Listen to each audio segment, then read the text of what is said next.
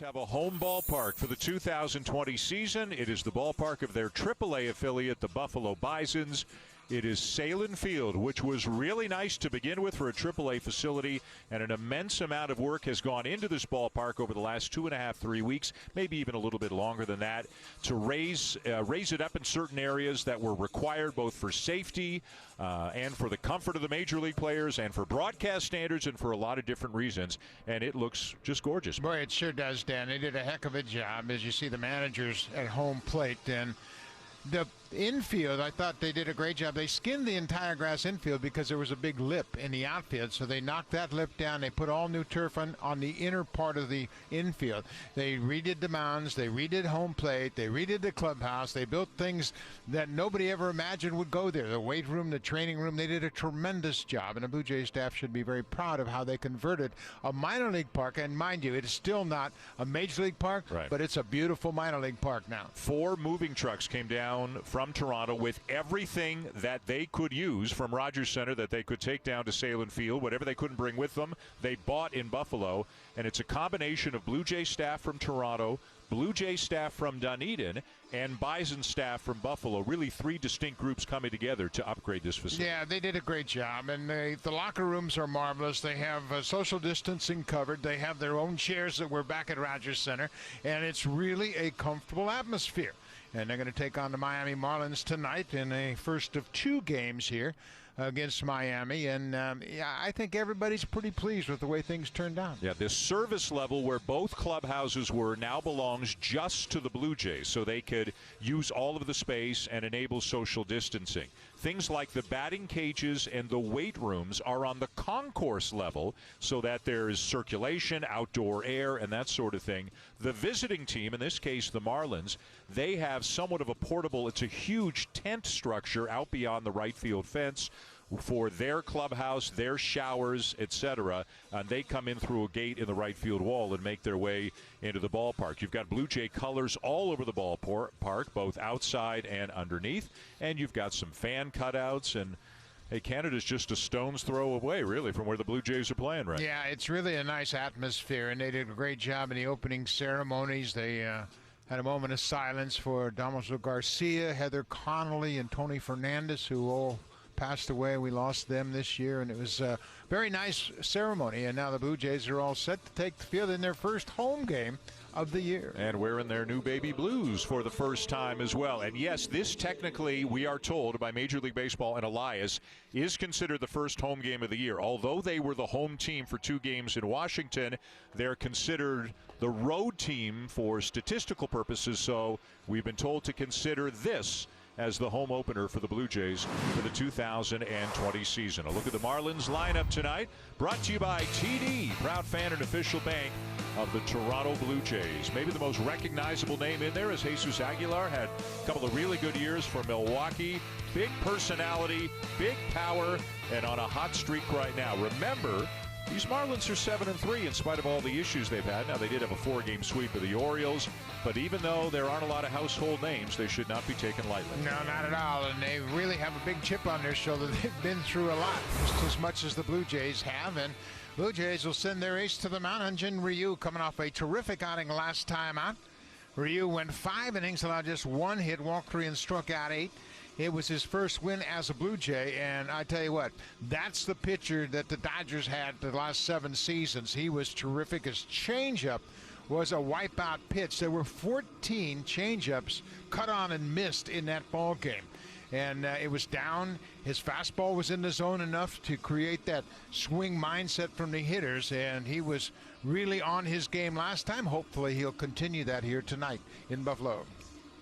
Take a look at the defense behind Ryu. It has been pretty good. They had a little rough outing in Boston, but in the outfit, it's Gurriel, Grichuk, and Hernandez. Bichette and Biggio up the middle. Shaw at third, Guerrero at first, and Danny Jansen makes his 10th start behind the plate. Lourdes Gurriel Jr. has played 74 games in left field. He has not committed an error, and he has 9 outfield assists. He has really taken to playing defense in left field. He's got a strong arm. He runs well. He has great coverage in the outfield, and it seems as though it has allowed him to be much more comfortable hitting. I think he's really blossomed as a left fielder now, and I think they found the position for him, and it's going to be there for a while. You like the baby blues? I do. Yeah. I think they did a nice job with the color combination. I like the baby blue bill and the navy blue hat.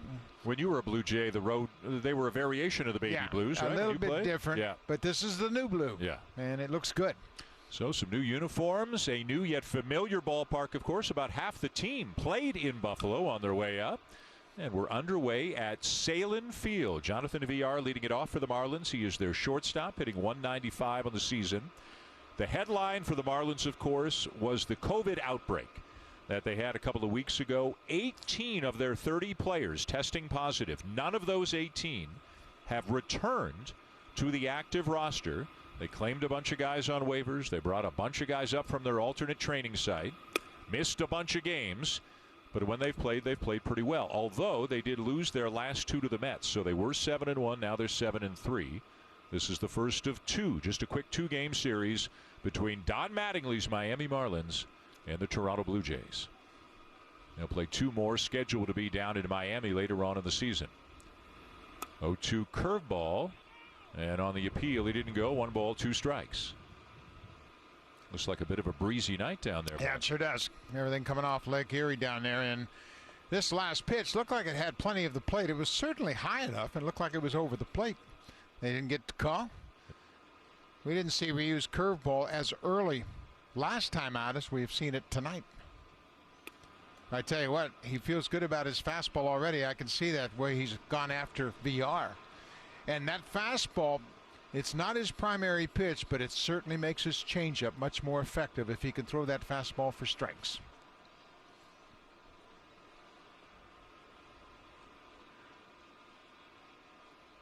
Two on the way, and reaching for a changeup. It's popped up down the right side.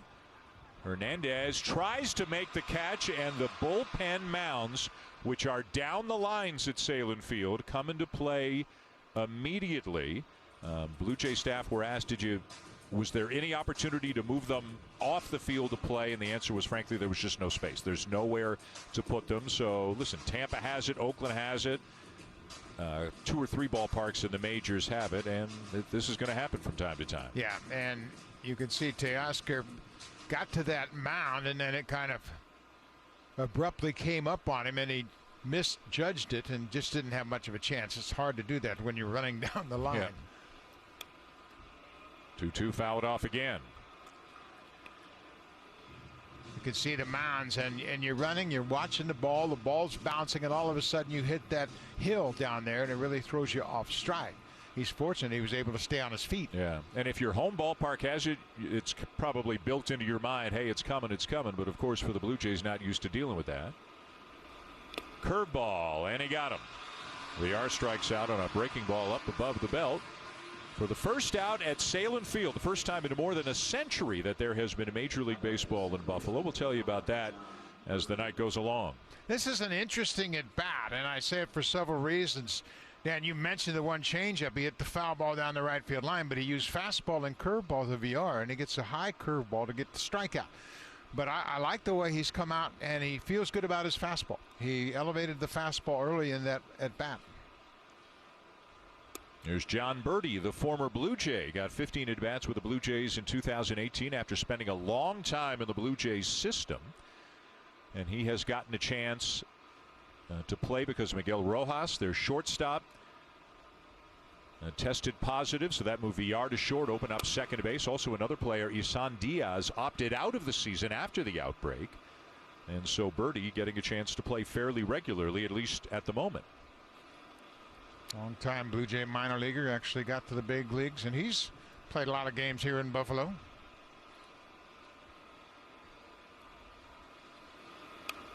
Tough to tell with us being here in Toronto, but it looks like that wind's kind of blowing towards the left field corner or towards the third base side of the field. And from what we understand, this is a good ballpark for right-handed batters, that generally the wind comes off Lake Erie and blows from right to left, and that this ballpark favors right-handed batters. And look at the folks on the other side of I think that's Oak Street, beyond the left field wall, taking in a ball game, taking in a Major League ball game in Buffalo.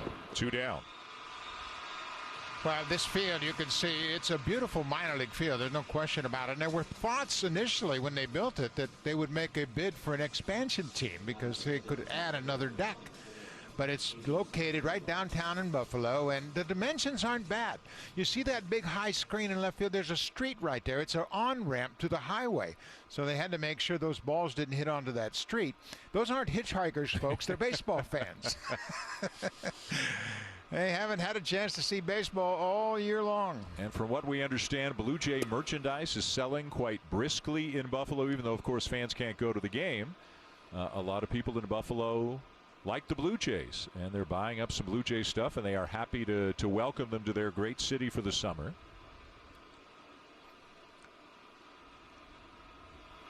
One thing I found out about the ballpark, I knew about the part that you just talked about in the 80s, that they were trying to get a major league team. I didn't realize it was really the first retro ballpark made by an architectural firm then known as HOK. Now it's Populous. That's the architectural firm that did Camden Yards and Progressive Field and Petco Park and so many of the beautiful ballparks that we have in the majors. In a sense, this ballpark is like the common ancestor for all of the retro major league ballparks that there are. Yeah, it sure is. And they did a great job with this ballpark, and then they followed suit with major league ballparks. A little bit outside, 3-0 to Jesus Aguilar.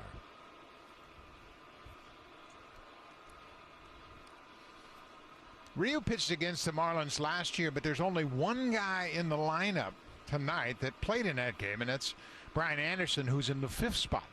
And they've had dramatic turnover going back to last year, but certainly, as Dan mentioned earlier, all of the issues they had with the virus, they had to rebuild their roster mid-season. Yeah, the guys who are here tonight for the Marlins have not been in Miami since before the season started because they had to quarantine in Philadelphia and then miss some home games and pick things up on the road again. Fastball runs down and in for ball 4. So these two teams have been traveling probably more than anybody else in baseball. And for the Blue Jays, they are now in Buffalo. Got a chance to check into the hotel that they will stay at for the course of the summer, unpack the suitcases a little bit, and even though everybody, obviously, their first choice would be to play in Toronto, I think they're just glad to know where they are and to be able to settle in a little bit. Yeah, every time you talk to one of the Blue Jays players or Charlie or his coaches, they all say, yeah, it'll be nice just to get to one spot.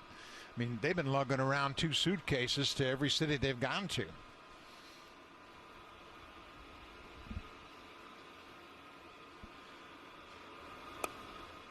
And a pitch misses just outside to get the at-bat started with Corey Dickerson. The left fielder for Miami has had some good years with Colorado, Tampa Bay in his big league career.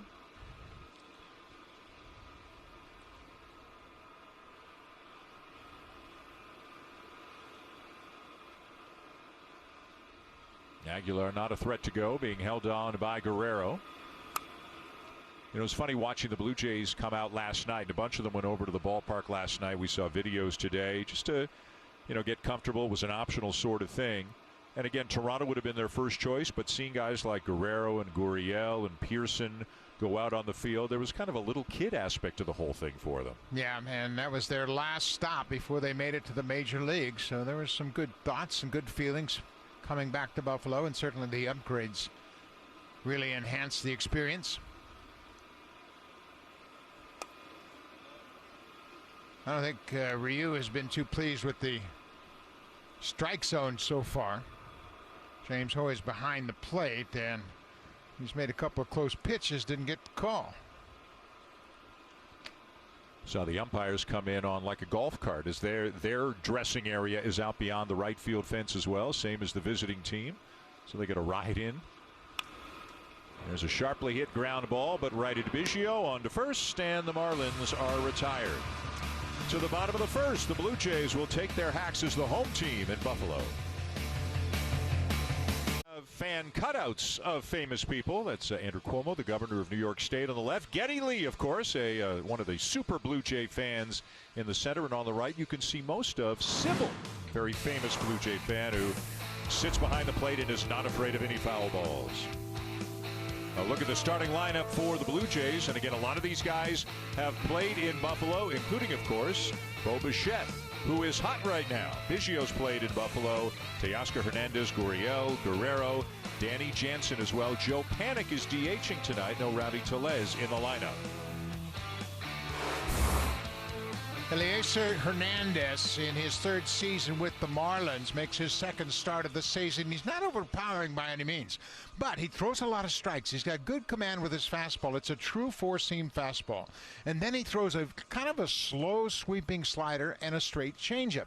Three-pitch mix that the Blue Jays will deal with. First time they've had a look at Hernandez.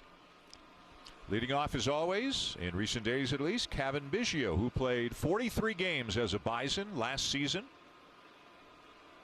None of Biggio, Bichette, or Guerrero spent terribly long in Buffalo because they were all advancing toward the major league so quickly. Biggio coming off the great year he had the year before in Double-A. Didn't spend all that long at Triple-A.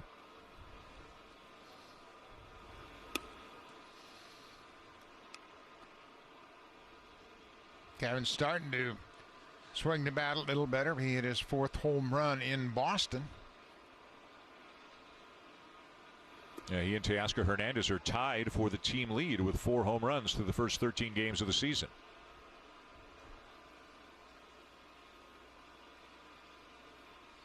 Hernandez, when everybody is healthy and active, considered probably the 5th starter for the Marlins, as he's in there with the knees 2-2. 3 of their rotation members, 3 of their top 5 starters, are among those who tested positive. And now as it gets to a 2-strike count, they're not worried about the bunt anymore, so the third baseman Anderson goes over to the right side of the diamond, and Biggio looks at strike 3 called. Well, with one out, let's take a look at the defense behind Hernandez. The defense is brought to you by TD, proud fan and official bank of the Toronto Blue Jays. Monty Harrison, a terrific athlete in college and high school. He's in center field. Brinson's a former center fielder. Corey Dickerson is a former Gold Glove winner. Won a Gold Glove in 2017, an all-star as well. And he is really a baseball player. Look at him looking around, trying to get comfortable out there in left field. Bo Bichette up there hacking at the first pitch and lifts a pop-up for the second baseman, Birdie, who catches it in the palm of his glove for out number 2. Yeah, it is a little windy. You can see he's got a smile. That ball is getting blown around, and he's played a lot in this ballpark before. So Bichette pops out to the second baseman.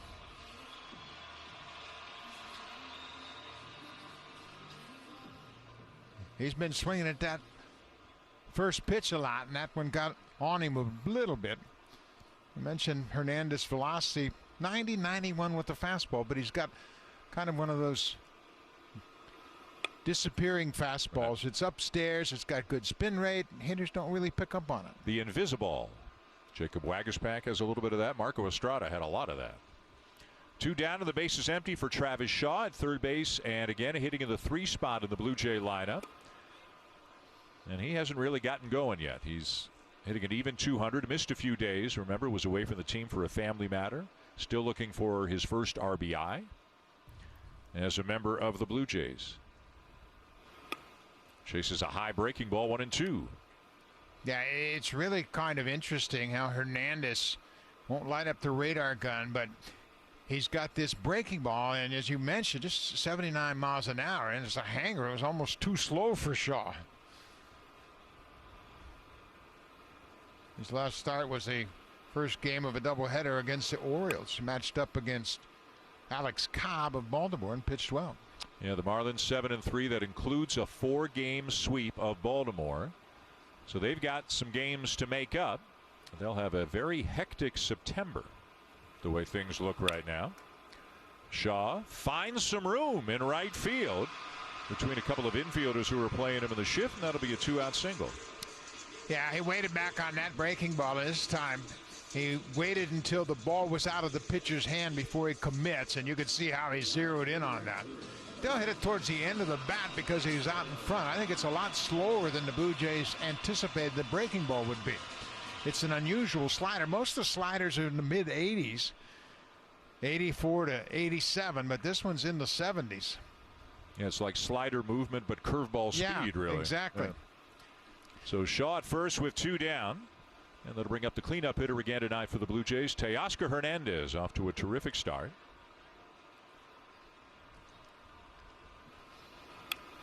And even Teoscar, of course, played in this ballpark. Like Lourdes Gurriel, at one point he was demoted, so he didn't play here on the way up. He played here when he got sent down, had 19 games in Buffalo last year.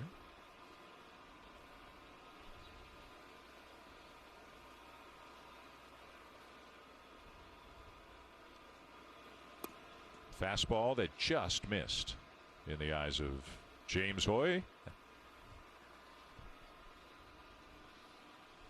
Just a running fastball down and in, and Cervelli, Francisco Cervelli, the longtime big league catcher, has taken over the everyday role behind the plate. And a liner to third, another breaking ball. Hernandez got a lot of it, but he hit it right at Brian Anderson, and the Blue Jays are retired. 2020, so naturally the Blue Jays home opener is in August in Buffalo.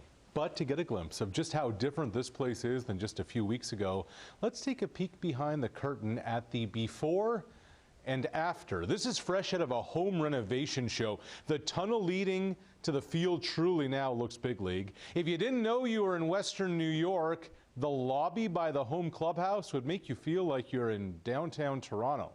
And what would usually be the Bison's clubhouse is now a locker room for the Blue Jays coaches. If that makes you wonder where the players get suited up, no longer batting cages at the field level. They've built stalls, and for the guys to be spread apart, that's socially distanced clubhouse for the Blue Jays. Now, the lighting had to get up to par at the stadium, too. Every light bulb has been replaced at Sahlen Field, all 168 of them, and those are new 1,500-watt lamps installed just to get the park up to Major League Baseball specifications. It has been a redo, Mr. Schulman, there in Western New York. It really has been a rash. Thank you. They also bring in 2 trucks that have towers on them that are elevated for each game, one in the left field corner, one in the right field corner, to add extra lighting. It has to be up to MLB mandated standards for 2 reasons. One is, quite frankly, broadcasting, and the second and more important one is player safety. You don't want any issues out there if it's too dark, and you can see one of them over the down in the left field corner. There's another one of those in the right field corner, and we'll see. It's not quite yet dark, obviously, in Buffalo. We'll see in an hour and a half or so what it looks like. It's really interesting. Those towers, as I'm led to believe, are from Iowa, Field of Dreams, where they had that wonderful movie shot. Yep. And they brought those lights in. They were planning on playing a game there, and they've canceled that because of the virus. Right, and so the Blue Jays actually got a lot of the things that were going to go into that one-time game in Dyersville, Iowa.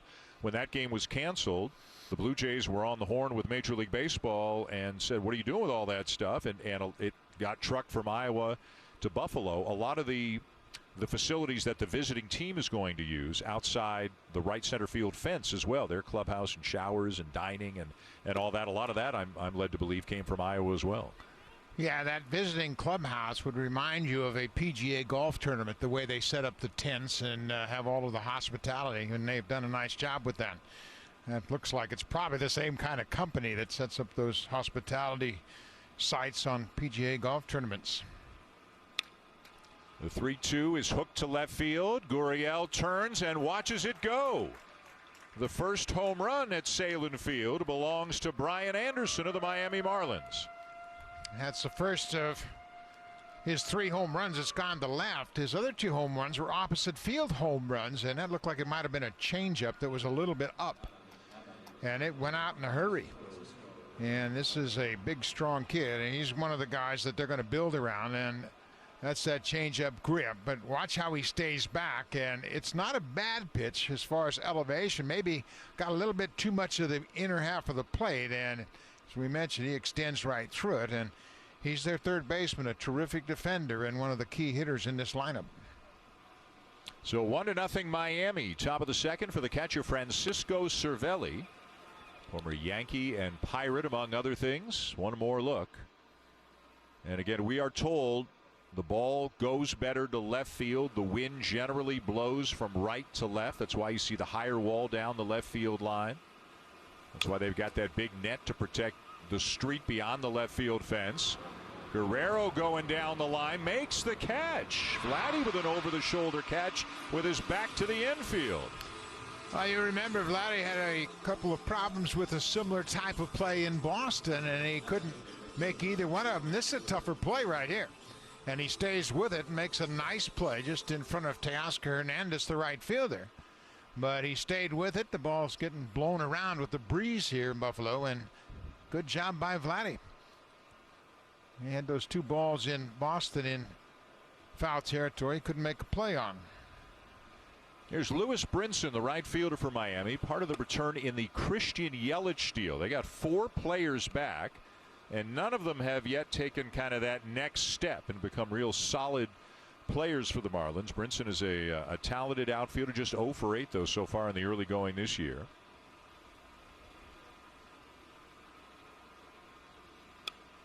Remember, they traded Yelich to Milwaukee. They traded Marcell Ozuna to St. Louis, and Stanton got traded. They had a great outfield. I mean, how about that outfield when you think about it for a second? But they decided they weren't going to win with what they have, and it was time to kind of blow it up and start over. And they've got a lot of good young talent in the system, especially on the pitching side, they feel. But this is still a team that, you know, were they to still be contending a month from now, I think everybody would be surprised, quite frankly. Yeah, I agree with you. And quite honestly, Miami didn't have a lot of leverage because everybody knew they had to trade those 3 guys. This is another good fastball from Ryu. And it's interesting, as we have seen him through the course of his starts this year, this is the best fastball we've seen early in the game. And then he makes a mistake with the changeup and gives up the home run to Anderson. But as I said earlier, I don't think it was that bad a pitch. It was down around the knees. Anderson just stayed back on it. So 2 down for the first baseman tonight for the Marlins. Logan Forsythe, who takes a curveball for a strike. Blue Jay fans familiar with him from his time with Tampa Bay. Also had a couple of years with the Dodgers. He's a good player. Just one of those guys that you don't really notice, and then all of a sudden you look up and he's had a pretty good year. He just plays around the diamond, playing first base tonight. He's played third base a lot. And Blue Jays saw him a lot when he was with Toronto. You can see he's played 48 games against the Jays. He was with Tampa Bay, excuse me.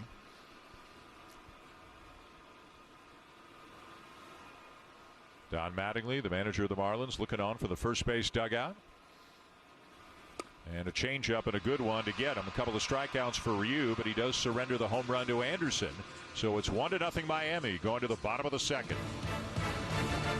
The Oilers in the first round over the qualifier series taking on Las Vegas, 10:30 Eastern, 7:30 Pacific time on Sportsnet and Sportsnet Now.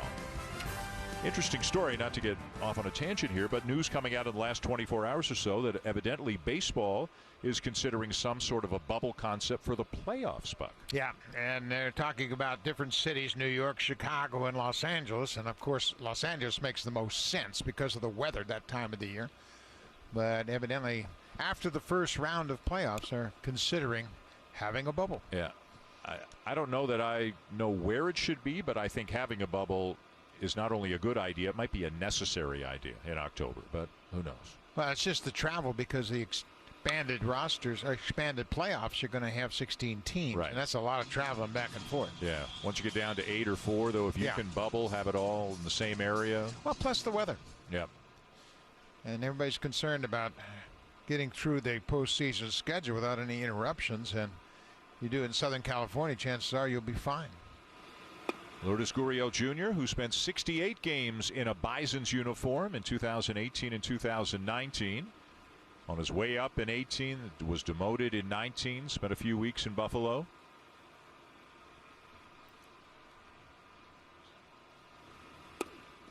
Outside, 2 balls, 2 strikes.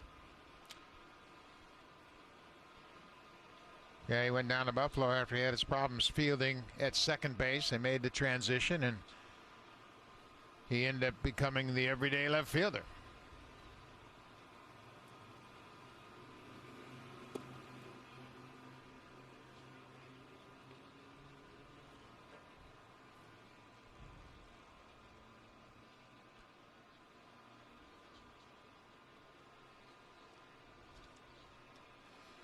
Here's the 3-2. And a pitch up, popped out of play.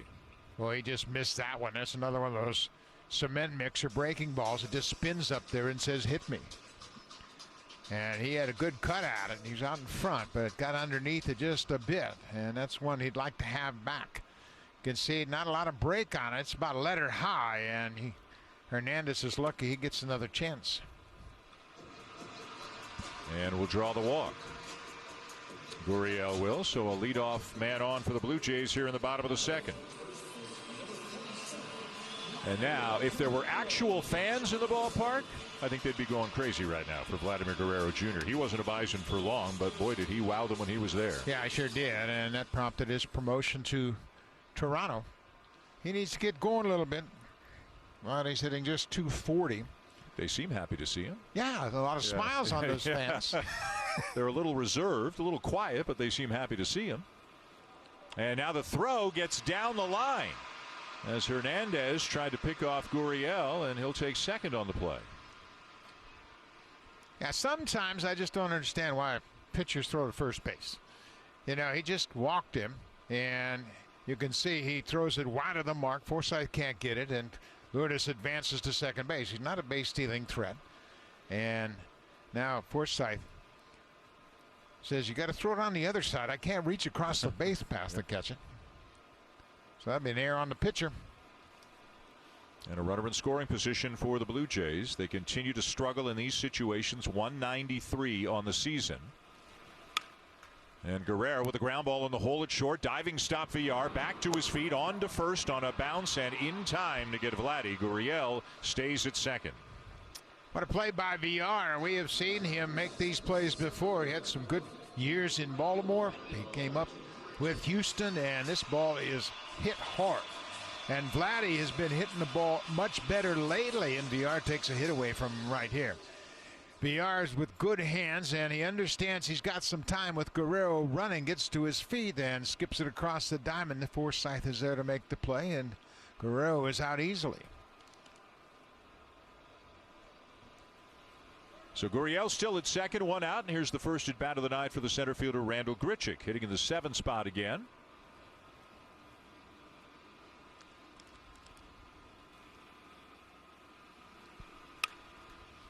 And he hits a ground ball down to third. Anderson will look the runner back. 2 down. Well, they had a runner at second and nobody out, and he hasn't moved up. This time Anderson handles the easy ground ball. Much easier play than Villar had. That ball that Vladdy hit was 113 miles off the bat. 113 miles an hour off the bat. A hot shot, but it was into the glove of the shortstop. Yeah, the issue for Vladdy has not been hitting the ball hard. It's been getting the ball in the air. It's been really a constant theme for part of last season and into this season. 2 down. Here is Joe Panik getting a start as the designated hitter tonight.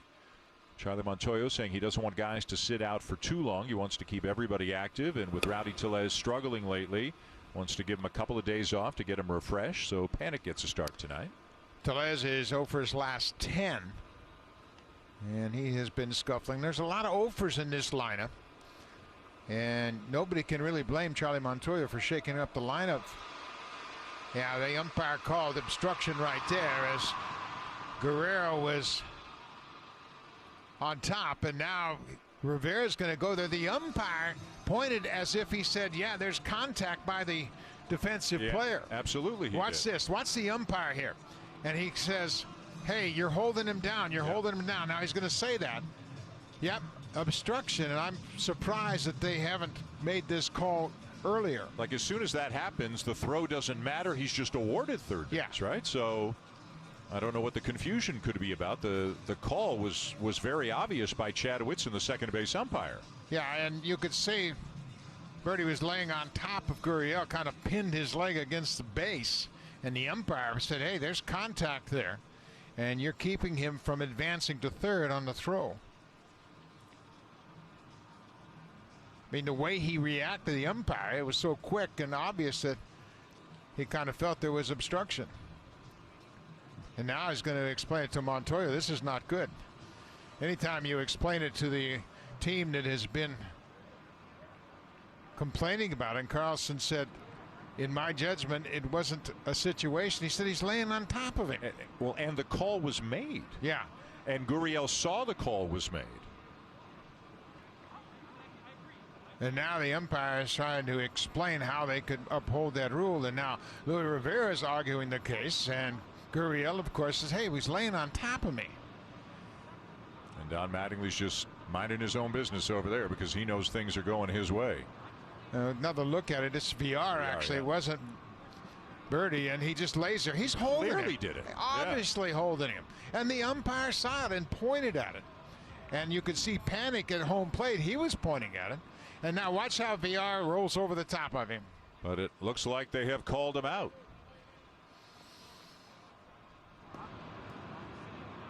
At Sahlen Field, this is Monty Harrison, number 9 hitter and the center fielder for the Marlins, leading it off against Hyun-Jin Ryu. I think we can try to clarify the last play, and I want to thank somebody who tweeted it at me because I should have been a little bit clearer and known this a little bit better, but it's not an automatic base on a play like that. That apparently, Buck, in a case like that where there's obstruction by the defense, the base runner is awarded back what he had.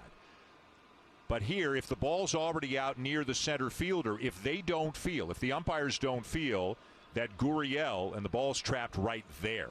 So if they don't feel that Gurriel would have clearly gotten to third base had there not been obstruction, then he takes off at his own risk. Obviously, it was the umpire's decision because Birdie was there to back up the play, and the second baseman actually had the ball. Unusual play. But the umpire at second, Chad Whitson, said he wanted to make sure that the contact was noted, and it was. Right. So this is my mistake. So the call is correct. Obstruction was called, but that doesn't give Gurriel free license to just take off for the next base. It's up to the judgment of the umpires whether the obstruction clearly denied him a base that he would have easily gotten to.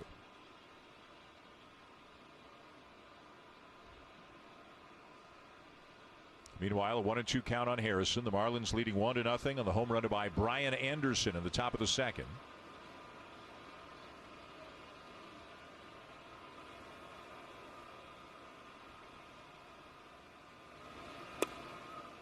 Changeup down and away. He loves that changeup in 2-strike counts to right-handed batters. And why not? Yeah, he had a lot of swings and misses. As we mentioned last game, he had 14 swings and misses on that changeup. That was against Atlanta. That's a huge number in one game on one pitch. And he gets him with a fastball, 1 down.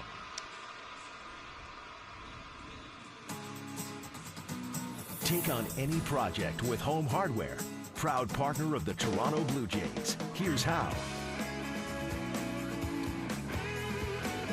A nice night in Buffalo, New York, the home of the Toronto Blue Jays for the rest of this season. This is the first game, Sahlen Field, the beautiful home of the Buffalo Bisons, which has received a touch-up here and a little fixer-upper there, but it was a really nice ballpark, just brought up to Major League standards to some degree in as many areas where they could. Great stop at short, Bichette, and then a long throw way offline.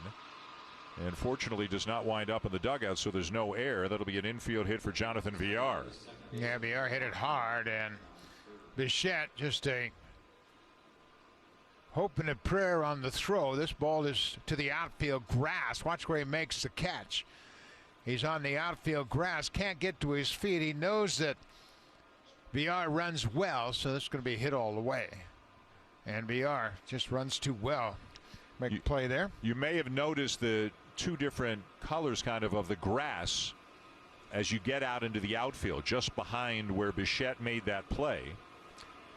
And what the Blue Jays staff did, the Dunedin group and the Toronto group and the Buffalo grounds crew as well, they resodded the infield and the grass in foul territory and about 15-20 feet out towards the outfield. They decided to put a new infield in, went about 20 feet back as well. The rest of the outfield is the grass that was there beforehand. That was not changed. One hopper to short, juggled. The only play is at first, and they won't get him. Bichette could not come up with it cleanly to get anybody, and the Marlins have a couple of men on. Yeah, and that's a routine double play ball right there. Even though it was sharply hit, it was right to the shortstop. And that would be an error, I would think, and that'll be Bo's third error of the season. But this is a routine double play. Ball hit right to him. He got back on his heels a little bit, and the ball kicked off his glove. And he understands the only shot he had was to go to first. VR runs really well. No chance to get the lead runner, and they are late at first with Birdie's speed. 2 good base runners on now. And we'll wait for the scoring on the play. We'll pass it along as soon as we get it. So it's first and second, 1 out for Aguilar.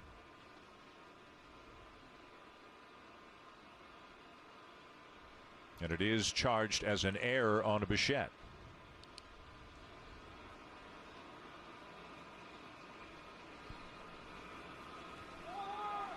Play on its second, and back safely is VR.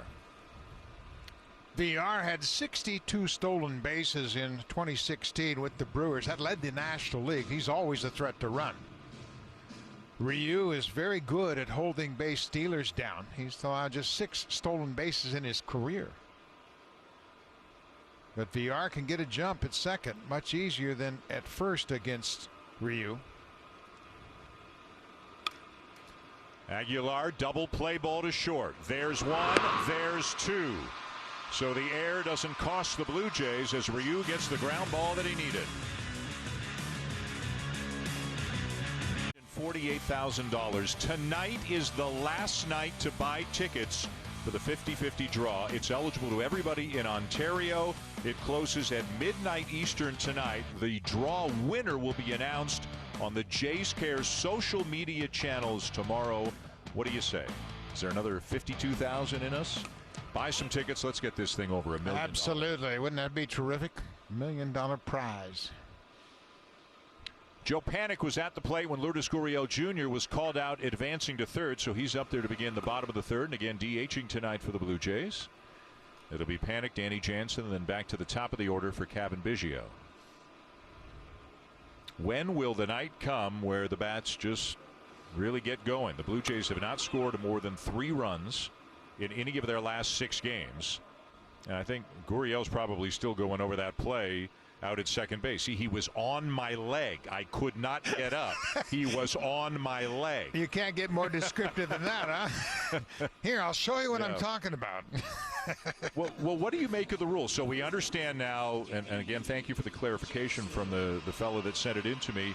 You're not automatically awarded an extra base, but if somebody's performing a wrestling maneuver on your ankle, should you get an extra base, an automatic base? It was so obvious that VR rolled over his ankle and just kind of sat on him there.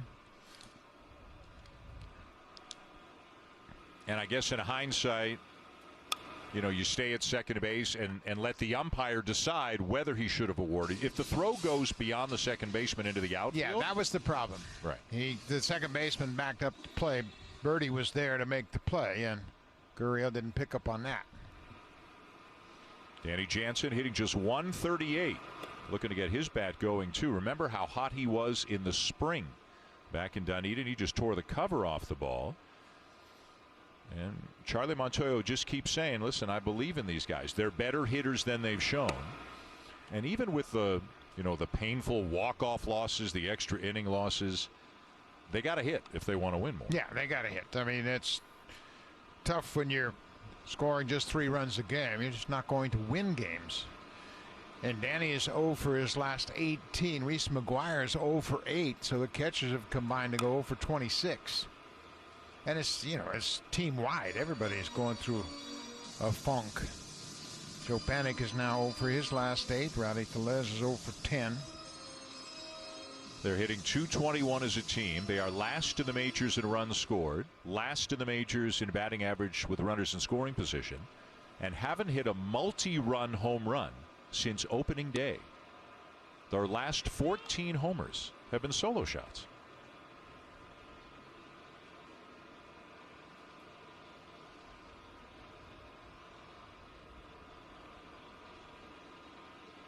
(3-2). This ball's clubbed, but it's hit well foul down the left field line. You can see why they have that net up there to keep balls from going out onto the street. Yeah, there's a very close street behind there, and you want to make sure that you try to save as many balls as you can going up onto that street. Just for the cars, of course. Popped up. Looks like this one will get out of play. You know, this is another thing, too. And a lot of Major League ballparks are like this now. There's not much foul territory. I mean, most of the stadiums, even Dodger Stadium, when it used to be 108 feet from home plate to the backstop, they've moved all the seats onto the field to make everything a little bit closer. Yankee Stadium used to be about 100 feet from home plate to the backstop. That's probably twice of what it is here. Oh, yeah. At least, right? This is 35, 40 feet to the backstop. Strike 3 called. 2 down.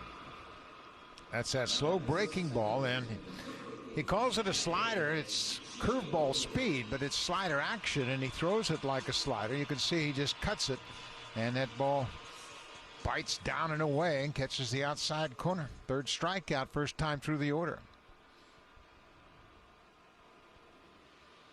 So 2 down, back to the top of the order for Biggio, who was caught looking his first time up. The Bisons, by the way, well, they've been around forever in one form or another, with just the exception of a few years in the 70s. They've been a Blue Jay affiliate since 2013. We're with the Mets for a while. We're with the Indians for a long time. Mark Shapiro, Ross Atkins, they go back with the folks who run the Bisons back to their time in the Cleveland organization. They were with the Pirates for a long time. And Buffalo was even a major league team back in the 19th century and the early 20th century. They were in a league called the Players League, in the Federal League. So there's a long, proud history of baseball in Buffalo, the Blue Jays' home for this summer.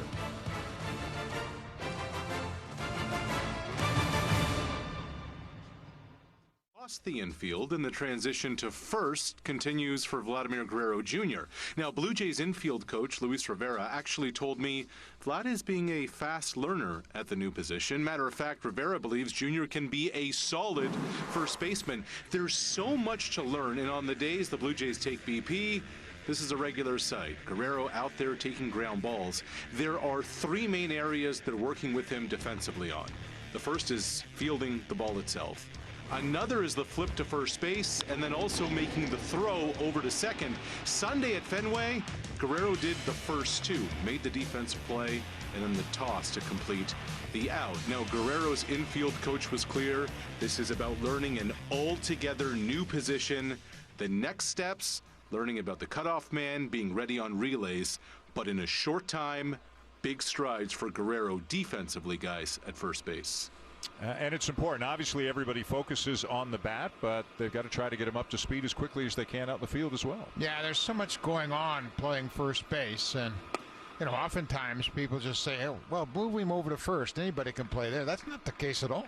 We have seen it with Vladdy, and another play is the one where the ball's hit between the first baseman and the second baseman. Do you go after the ball, or do you go over to the base? And he has had some of those tough plays early on, but he seems to be doing okay. Corey Dickerson, the cleanup hitter for the Marlins, will lead off the 4th. Miami up 1-0 in the first of 2 between the Blue Jays and the Marlins in Buffalo. Off day Thursday, and that's the last time we'll say that for almost a month. And then the Rays are in Buffalo over the weekend.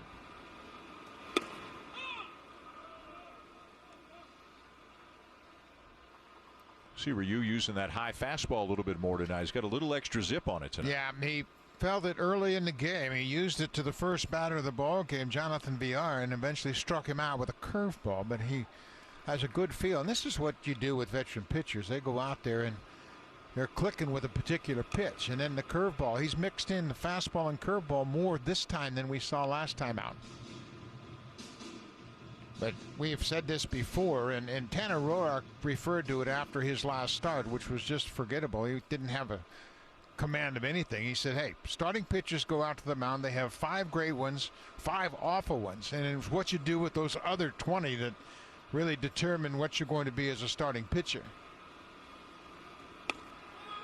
I feel that about broadcasts. I think you and I will have 5 great ones, 5 awful ones. This one could go either way right now. We're in the middle right here. Well, yeah, it's just early on. It's the 4th inning. We're doing okay. It's a new environment for us, too. Sahlen Field. We're getting used to our surroundings. No excuses, Dan. No excuses. You know what would make me feel better is if there were some cardboard cutouts of us at the ballpark. Fouled back. Well, you know, you can buy them. You can pay for them and set them up there. Yeah. I think they sold out. Huh? I think they sold. Well, what do you know? What do you know? Boy, that's quite a team right there. Look at that. That is our stats man, Scott Carson, the king of all stats. On the left, myself, Buck, and Pat Tabler is with us tonight. Tabby's with us tonight. Tabby looks very serious. On the appeal, he didn't go. 2-2. It looks like we're in the press box. I think we are. Well, that's where we should be, in the press box. Yeah. Can we open the window? Look how much he's choking up here with 2 strikes on him. Yeah, he is a good hitter, a real smart hitter, and a guy that's kind of mentoring many of these young players with the Marlins. You know, he grew up teammates with Troy Tulowitzki out in Colorado, and now he's the guy that's passing along his experience and his knowledge. He does a good job. I mentioned he was an all-star. He's been a Gold Glove winner. He takes a lot of pride in his preparation, trying to pass it on to some of these young Marlins. 3-2, and a little bit late on that as he fights it off. We don't want people to think that, you know, it's all about us. Everybody's here. It looks like a lot of the Sportsnet gang are here. Joe Siddle, Jamie Campbell. Ben's laughing. Ben just heard a great joke or something. Wilner looks a little nervous to be sitting beside him. Ben Nicholson-Smith, Shai Davidi. Yep. The whole crew is here.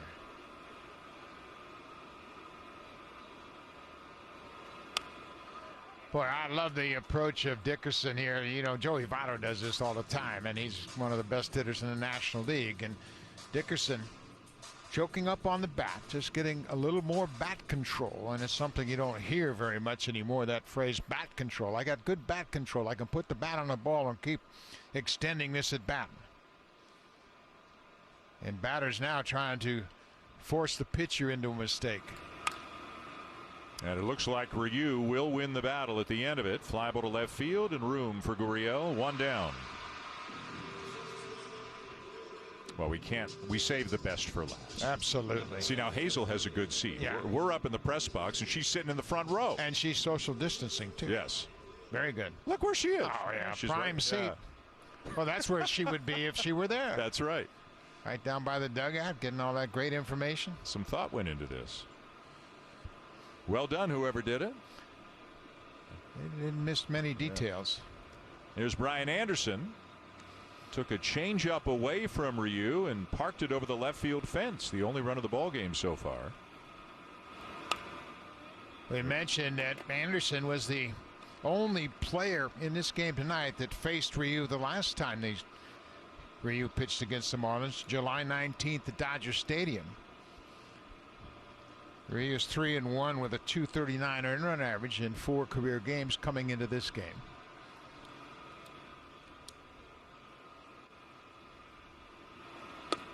A cutter missed away. Don Mattingly, well, what a career he's had as a player and a manager. I know you think the world of him. Yep. He's one of your favorite players. He's my second favorite ball player ever, next to your old roommate George Brett. Present company excluded. You're on a whole different tier. Oh, yeah, I'm sure. Yeah, Brett and Mattingly, that's a pretty good place to start, huh? Got the corners covered. Another changeup away, ground ball to short. Charging Bichette, throws and gets some good play. Boy, one thing you have to have as a good player is a short memory. And, of course, Bo had that rough couple of balls in the 3rd inning, committed an error on a double play ball.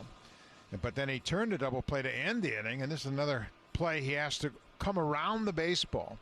And you're not really sure about the infield. This is your first game on this infield, but the Blue Jays have done a great job of manicuring this field. And he makes a good play, not thinking at all about the troubles he had last inning. So 2 down here at the top of the 4th, 1-0 Marlins, and Francisco Cervelli, the catcher, is up. Don Mattingly, by the way, his career ended early because of back trouble. It just wouldn't go away. So he played about 13 years. And even though he was a Yankee his entire career, only made the playoffs once. He was there with the Yankees, and it was his last year. He was there when the Yankees just weren't all that good. But he led the American League in doubles 3 times, in hits twice, in RBIs once, in slugging once, in total bases twice, 6-time All-Star, 8-time Gold Glove Award winner. If his back doesn't end his career, I think he's in the Hall of Fame. Oh, yeah. Absolutely. People will argue he should be anyway. Yeah.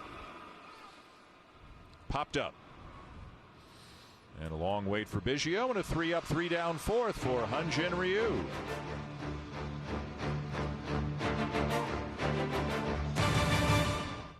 Talk about what they remember from this broadcast. Great Buffalo stuff, and the Blue Jays' first game at Sahlen Field, and such an unusual situation. But I think a lot of people, more than anything, might remember this graphic tomorrow morning when they talk about the game. This is the evolution of the Bo Flo, who looked about 14 when he played in Lansing, but was really like 18 then.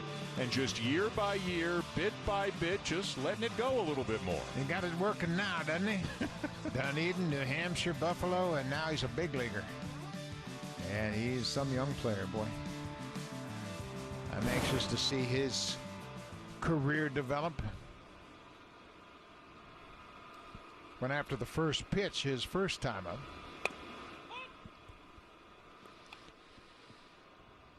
And popped it up for the second baseman. He'll be followed by Shaw and Hernandez. 2-3-4 in the Blue Jay lineup. They've got one hit so far. It was Travis Shaw with a base hit through the right side his first time up.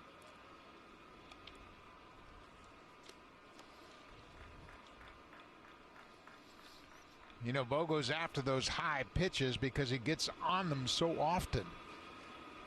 He can really hammer that high pitch. Chops one down into the dirt in front of the plate, and it's booted by VR, and the Blue Jays catch a break as Bichette will reach. Yeah, VR kind of had it play off the end of his glove. Like it didn't get there. This is right off the end of the bat by Bichette. Bounces over the mound. The shortstop has to come after it. And watch how the glove, just right at the end, he didn't get his hand in there quick enough to make that play. It just popped out of his webbing. And it is an error charged to VR. So that's the third error of the game. 2 on the Marlins, 1 on the Blue Jays. And here's Travis Shaw with a base hit to right his first time up. Popped it up into left field. And room there for Dickerson. One down as we check in with Jamie Campbell. Over Hazel. I'm sorry, Hazel. I'm so sorry.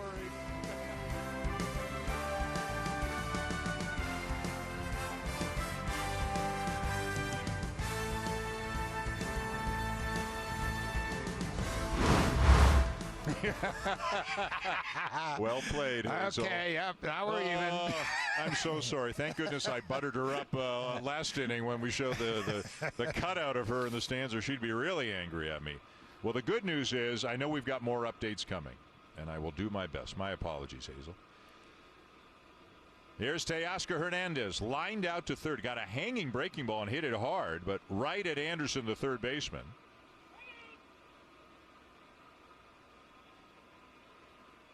Well, I'll tell you, when the umpire calls time in 2020, everybody knows. You can about hear it. Yeah. That's for sure. I think the Blue Jays have a little bit better feel for what they're dealing with from the mound with Hernandez now. Don't have to look for an awful lot. Just be a little bit more patient. And there's that invisible, that 91-mile-an-hour fastball, about letter high. Guillermo Martinez in the background making notes to himself. They're going to face these Marlins again in September down in Miami. A lot of new faces. They've had 9 rookies make their debut this year.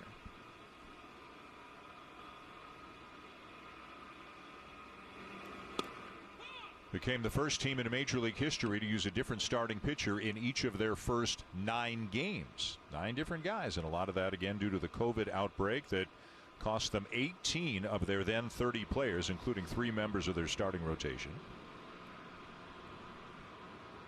But you got to give them credit for not feeling sorry for themselves or anything. They just, again, brought some guys up from their alternate site, claimed some guys on waivers, and they said, hey, got to play.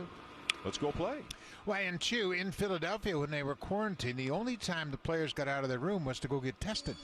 So they basically spent 23 and a half hours in their hotel room while they were in Philadelphia. Well, the Cardinals have been going through that as well. They had the same thing in Milwaukee, and then they had a kind of a second outbreak. They still haven't played. The Cardinals have only played 5 games. Yeah. Some teams are playing their 19th game tonight.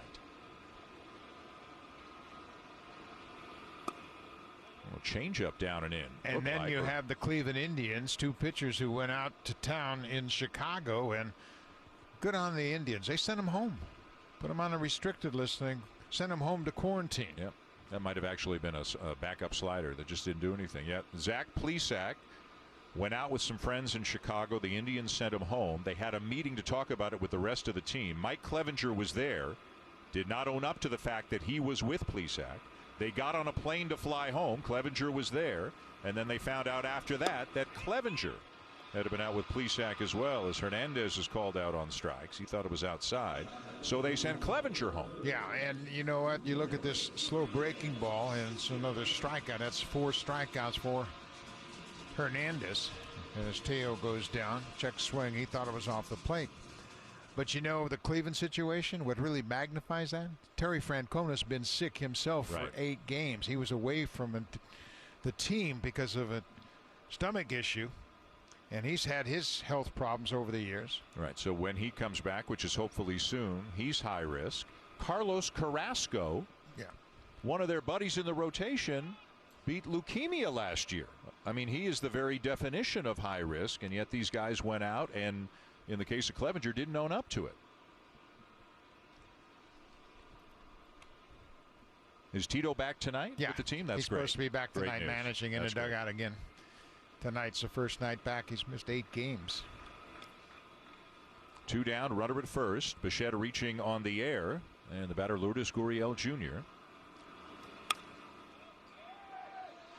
Reach down for it, skies one into shallow right center field, and a tricky play is made by Birdie to retire the side. Time now for a Blue Jays Central update, and I've got a chance to redeem myself in the Samsung studio along with Joe Siddall. Here's Hazel May.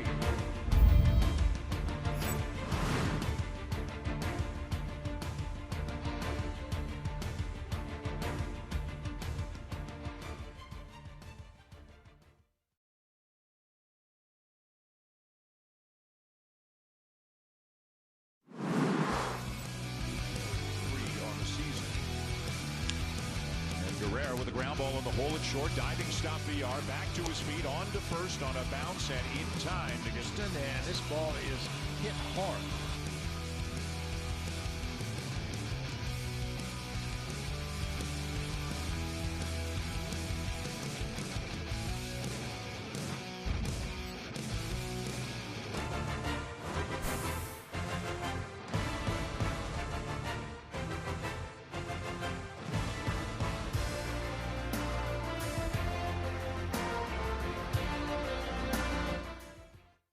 the following fans happy birthday. Hey, look at this. For a $100 donation to Jays Care Foundation, you can have your message displayed. Any celebration message. Birthdays, retirements, graduations, anniversaries. Visit bluejays.com/JaysCare. And you could get a big happy birthday wish up on the Jumbotron, the scoreboard at Buffalo's Sahlen Field. Marlins leading the Blue Jays 1-0, top 5 in the bottom third of the order for Miami against Hyun-Jin Ryu. In there with a strike, and it's 0-1. Brinson struck out his first time up.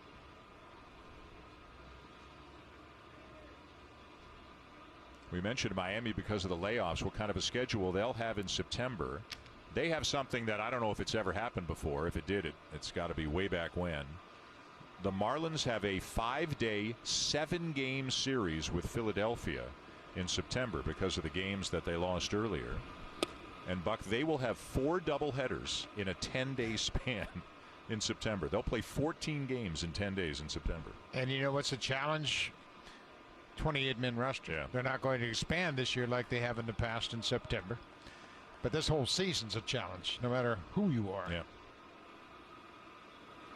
And as weird as the 7-inning thing is in doubleheaders, and you can still call up one extra player for a doubleheader like you could the last few years, but as weird as the 7-inning thing is, it's for the best this year. And you know what? I think that might stay. I think that might stay, and I think the extra inning rule might stay. I think the extra inning rule's got a good chance of staying. Yeah. Yeah. The 7-inning, who knows? I mean, Anything's on the table. Everybody talks about pace of game and everything else, and you cut down to get 2 games for 1, 7 innings. Of course, that he's old school. He wouldn't like that. He's very old school. Yeah, he's old school. Danny can't figure out which one Ryu wants. Wants the curveball. Full count. It's going to take a while for both Danny Jansen and Reese McGuire to really get comfortable calling pitches for Ryu, because every game is different. Like this game, we have seen a lot more fastballs and curveballs than we did last game. Last game, he used a lot of changeups. His changeup was really good, and he locked in on the changeup. But tonight, even back to the first batter, he established his fastball. And he missed inside. Look at the run on that fastball, and Brinson draws a leadoff walk. You know, and so much of a pitcher's success is directly correlated to his rhythm and timing. And when you have to shake off 3 and 4 pitches, that just throws you out of sync from time to time. So you'd like to be able to get on the same page and work quicker. Ryu's a rhythm guy, and if he can get into that good rhythm like we saw last time, 5 innings, 1 hit, no problem. And he didn't walk a batter. He just walked 2. So the leadoff man is on for Logan Forsythe, the first baseman. Guerrero holding on to Brinson at first. And a soft toss over there by Ryu. Brinson has just 4 stolen bases in 209 career major league games. He has shown a little bit more of an ability to steal bases in the minors, as many as 24 in a season. Yeah, base stealing isn't all about straight out speed. It's about confidence, about reading the pitcher's move, and not being afraid to get thrown out. You can't steal second with your foot on first. Got to get a good lead, but Ryu's got a terrific move. And you can bet Billy Hatcher, the first base coach, has brought all of his base runners up to speed on Ryu's move.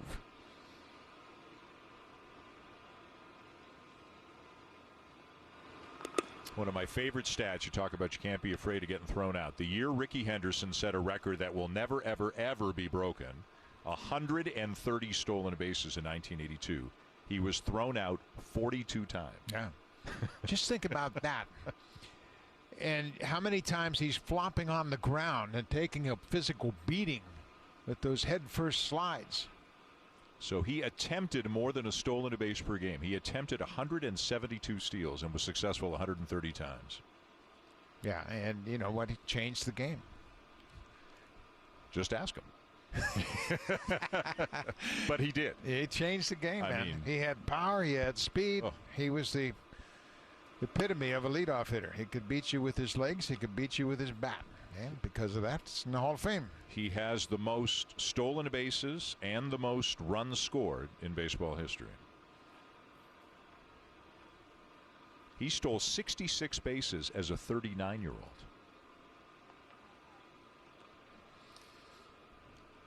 It's a lost art for sure.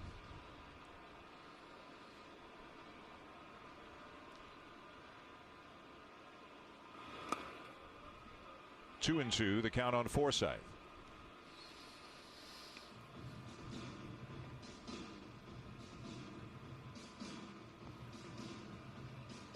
Fourth start in the Blue Jay uniform for Hyun-Jin Ryu. Nate Pearson will start the second and final game of this quick series tomorrow night from Buffalo.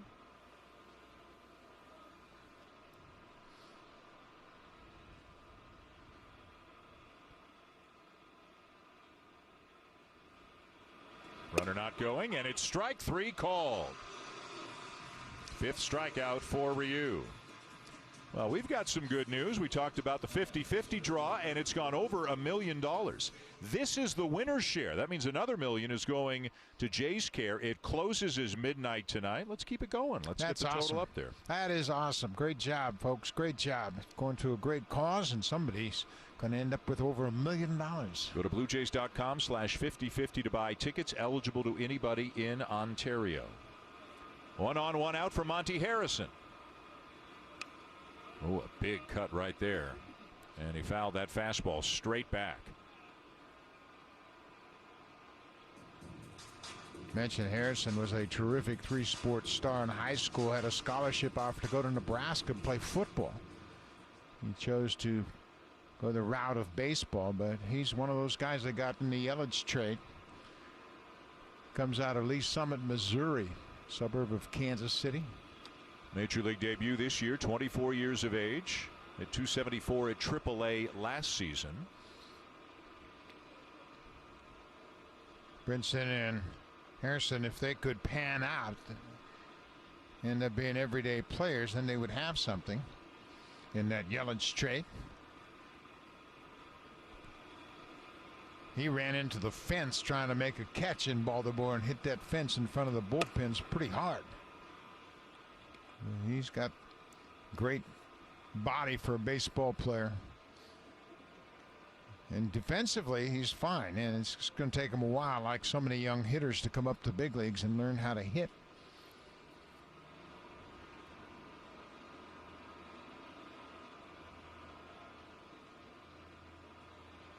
A little slide step there from Ryu, and he misses high. 2 balls and a strike. 75 pitches now through 4 1/3, so not as efficient as he normally is or would like to be. Has walked a couple, has had an error behind him, so that's helped get that pitch count up a little bit more quickly than he would like. Ryu hasn't given the Marlins his real good move to first base yet. And they've seen the old calling card here. I know you're there, but they haven't seen the good move.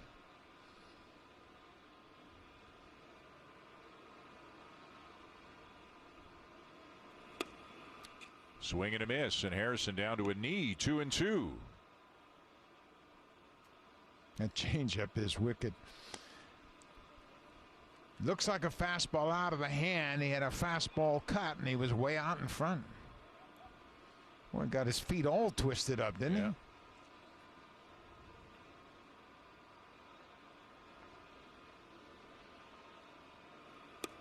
Threw him another one, but he missed low. Full count. Yeah, in his last start against Atlanta, he threw 4 straight changeups to a batter.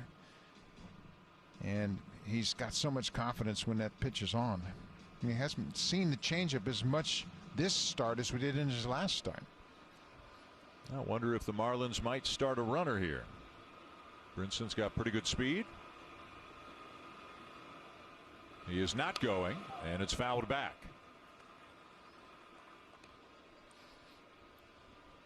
Blue Jay catchers haven't thrown out a base stealer this season. Danny Jansen himself is 0 for 6, but quite honestly, he hasn't had real good opportunities with the jumps the runners have gotten against his pitching staff.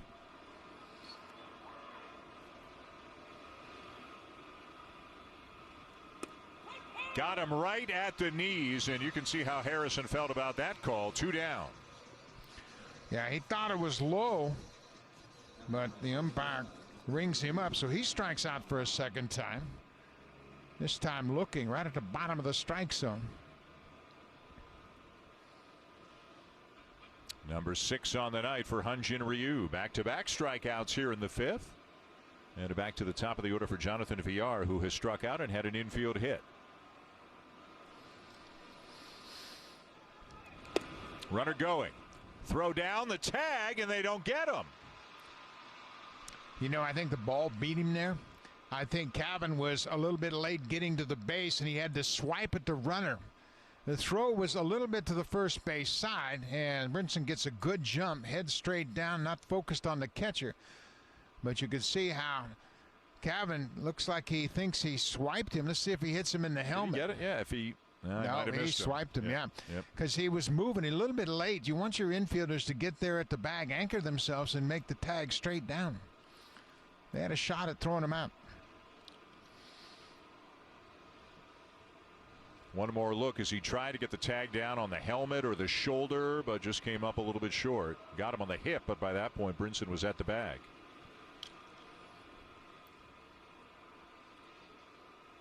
Could be a big base here if ER can come up with a base hit. Jonathan VR signed with the Phillies, and he went to Houston, part of the J. Happ deal where Houston traded Roy Oswalt to the Phillies. VR came up for the first time with the Astros, and he's been a good player. Had that big run in Milwaukee. As we mentioned, he led the National League in stolen bases. That was in 2016.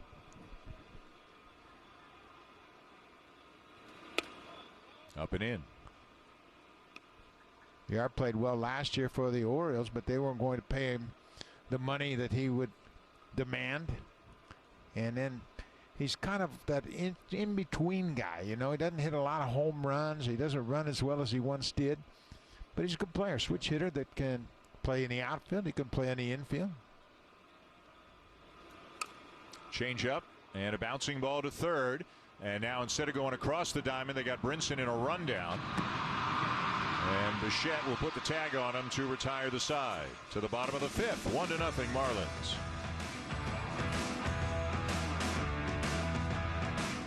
Vladimir Guerrero Jr. will lead off the bottom of the fifth. Again, played 39 games as a Buffalo Bison. The Blue Jays playing their first game in Buffalo at Sahlen Field tonight. Guerrero, Biggio, and Bichette were all Bisons, none for terribly long. Vladdy 39 games, Biggio 43 games, and Bichette 56 games. All did well, especially actually Guerrero and Biggio. Biggio had the great year at Double-A 2 years ago. That was great in Buffalo before he came up. Of course, Guerrero hit wherever he was in the minors. You can't find bad minor league numbers for Vladdy. And here they are in their first game in Buffalo tonight. Sahlen Field, very nice AAA facility. For what it's worth, capacity about 16,000. It's a big ballpark, but of course, you just got fan cutouts, no actual fans in the ballpark. And extensive upgrades made to the lighting, distancing allowed now in the clubhouses, because the Blue Jays have the entire service level where both clubhouses were. The Blue Jays now are, and the coaches are there. The visitors are in a portable tented facility out beyond the outfield fence. And the weight equipment, the weight rooms, and the batting cages are now up on the concourse. If we show shots of that, you'll see things like bathrooms and concession stands in the background, because they're using the concourse level for the weight area and the batting cages. Got to stay safe. First priority is distancing and safety.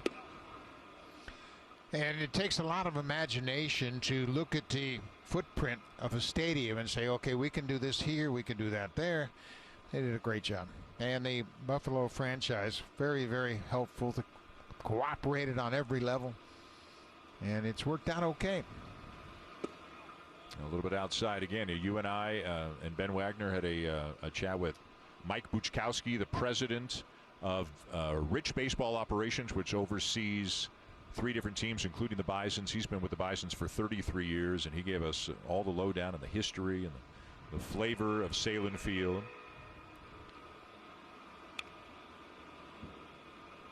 It's a proud tradition. Baseball goes back into the 19th century in Buffalo. The Bisons were a team in the National League from 1879 through 1885. Then they played in the Players League, one of these startup leagues that tried to challenge the National League. That was in 1890. And then the Buffalo Blues were in the Federal League in 1914 and 1915. Guerrero with a ground ball to short, and he is retired for the second time tonight. And there are the 1878 Buffalo Bisons. What I always love about these pictures is half the guys are looking at the camera and half the guys are looking at something else. Isn't that great? What a great picture. And they got the one ball, the guy in the back right. He's got the ball. So, okay, we're good to go.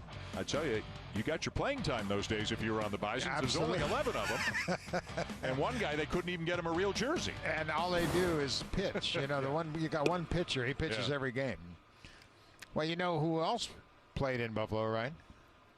Roy Hobbs. That's right. Of course he did. The natural. Yeah. Roy Hobbs. They played at War Memorial Stadium. That was a terrific movie. Well, no wonder they had to get new lighting at the ballpark. Yeah. He broke everything. And now it's the Blue Jays home. So the Blue Jays, including tonight, have 47 more games. And by my count, 27 of them will be here. The Blue Jays have only been the home team twice for 2 games in Washington, so they have 28 more home games, but one of the makeup games against the Phillies will be in a doubleheader in Philadelphia, where the Blue Jays will be the home team. So 27 of their remaining 47, if they're able to get them all in, will be at Sahlen Field. And the Phillies and the Blue Jays will play doubleheader in Buffalo on the 20th. Yeah, a week Thursday. Yeah. And I think they're coming from Baltimore and yes, going to Tampa. Yes, they changed the Baltimore game to an afternoon game on Wednesday. Down the right field line, but Grichuk seems to know it's foul right off the bat, and a little adventure down there for Brinson. Remember earlier, Teoscar Hernandez had one that was really close to the pitching mound, and Brinson's not sure how much room he has. And they were telling him down there, it's out of play, it's out of play. That's when he broke into a stride to slow down his momentum, broke into a slide.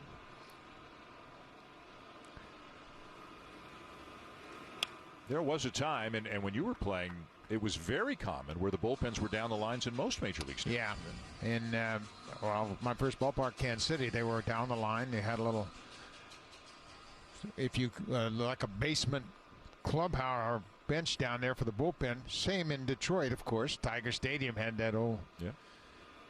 Exhibition Stadium had them, right? Yep. Down the line. Swing and a miss as Grichuk goes down on strikes. 5 strikeouts now for Eliezer Hernandez. If you weren't with us earlier, how about a little tour of Sahlen Field? This is the main entrance to the home weight room. And again, it looks like Toronto. You got Blue Jay logos, Blue Jay colors. Those training tables came from Toronto. All the equipment, all the weights, as many desks as they could find. The chairs came from Toronto, and even Charlie Montoyo's office. It has the conga drums. It has pictures of his sons in there. The home clubhouse looks as much like Toronto as it can, but given distancing and so forth, it's a little bit different. But there are the 28 players on the roster, I guess 33 with the taxi squad. They're all spread out on the service area. Bonnie Starkman and her staff did a terrific job of personalizing the stadium. And during batting practice tonight, the players watched the scoreboard because their respective families sent video well wishes, and a lot of them haven't seen their families for a while. Yep. You saw A.J. Cole loosening up.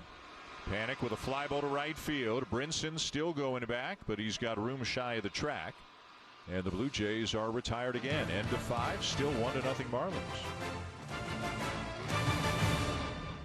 Is not the first home opener outside of Canada for the Blue Jays. I know Buck is going to remember this one. He got back to Puerto Rico for the first game of Major League Baseball's 2001 season as a rookie manager with Toronto, and it was also the Rangers' debut of a guy named Alex Rodriguez. 3 Puerto Ricans played in that game, but yeah, Esteban Loaiza was lights out.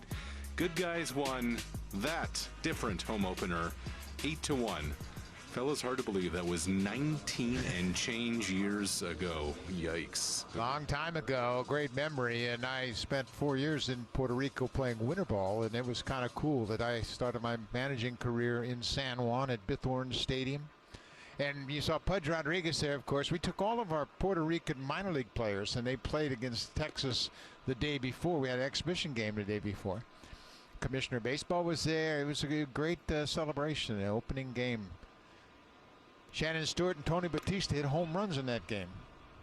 What was the crowd like? What was the flavor in the ball? Oh, it was electric, just like a winter ball game. It was awesome.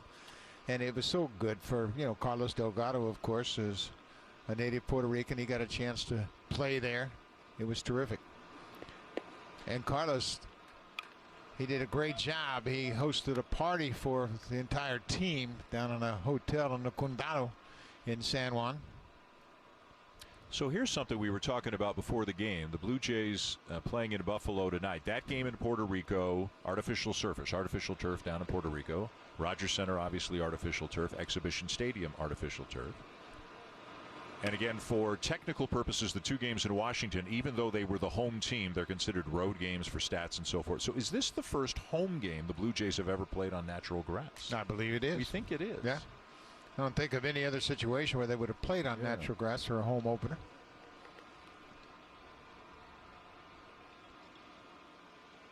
Yeah, obviously some things are just going to be different. That's one of them.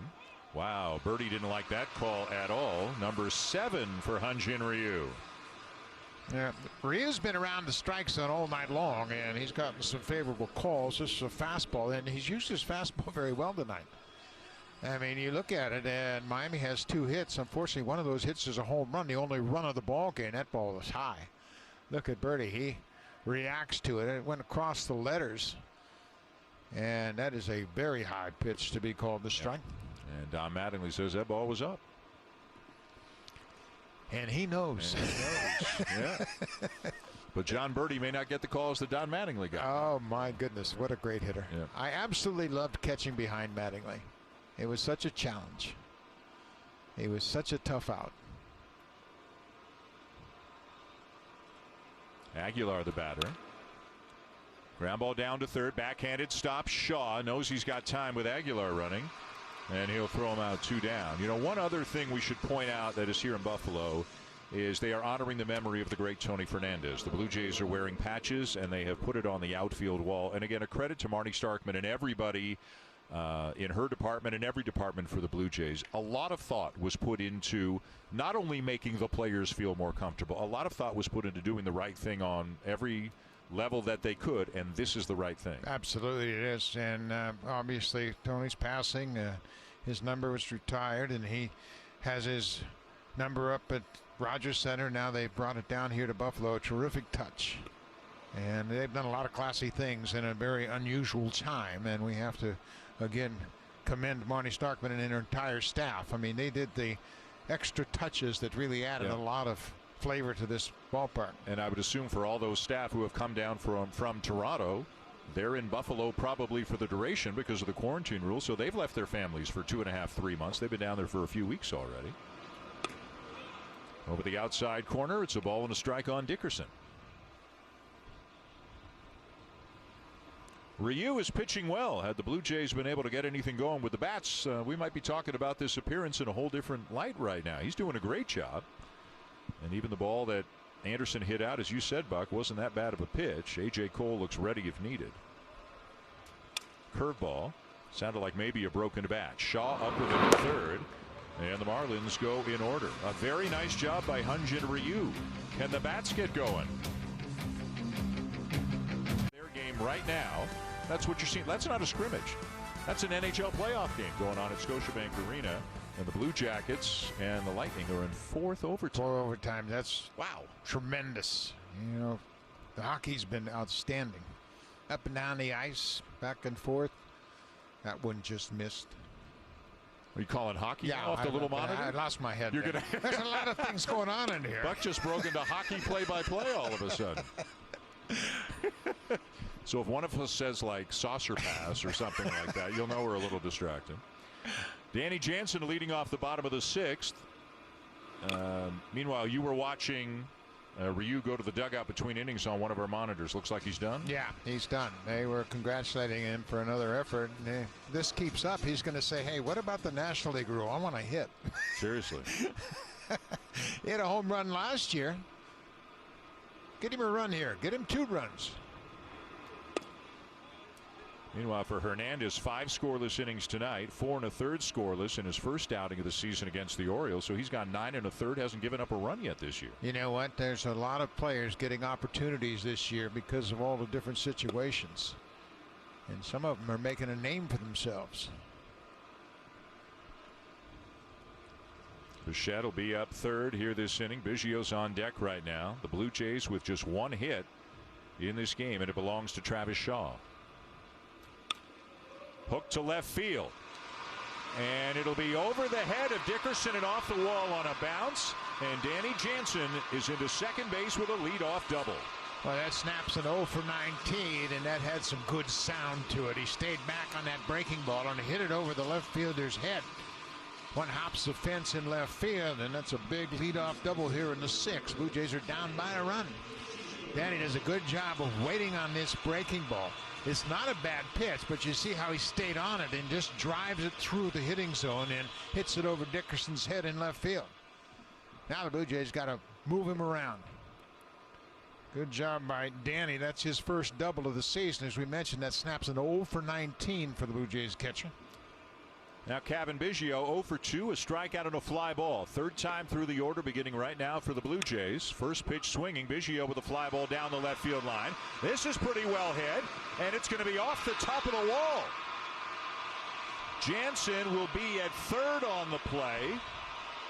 must not have been comfortable or sure that it was going to get over the head of Dickerson, so he was taking no chances. So it's a double for Biggio that doesn't drive in the run. Boy, this is another great swing. This is much like the swing he had at Fenway Park when he hit the home run up into the green monster seats. Great extension, and you can see it just hits below that fence and hits the padding top of the wall. Danny Jansen wasn't really sure if Dickerson could make the catch. Here it looks like he's got a chance to make it, but right there, once he sees Dickerson look up, he takes off for third but gets the stop sign, and that's a good call. Nobody out, second and third. Just stay right there. So for Cavan, that's his first double of the season. And second and third, nobody out, and that means a visit from Mel Stottlemyre, brother of Todd, who is the Marlins pitching coach. Boy, he's a good pitching coach, too. He's been in Seattle. He's been a pitching coach a long time. Started out in the Diamondbacks organization. And he's out here as their bullpen starts to get loose. James Hoyt will be first up for Miami. The relievers, we are told, because there's no place for them to distance and sit all together down in the bullpen, I think they're sitting up in the seats under a canopy, and then when the phone rings, the bullpen coach will say, "Hey, James," and then he'll come down the stairs and start warming up, but they're trying to spread out as best they can down the lines as well. So a real opportunity for the Blue Jays, second and third with nobody out after back-to-back doubles. And here's Bo Bichette. One of the few times recently he has not swung at the first pitch, and that one was a good one to hit. Bo comes into this game batting .571 on high pitches.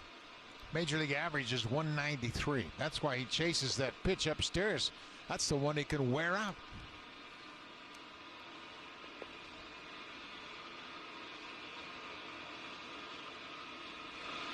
High pitch there, and he fouled it back 0-2. Boy, had a good cut at it.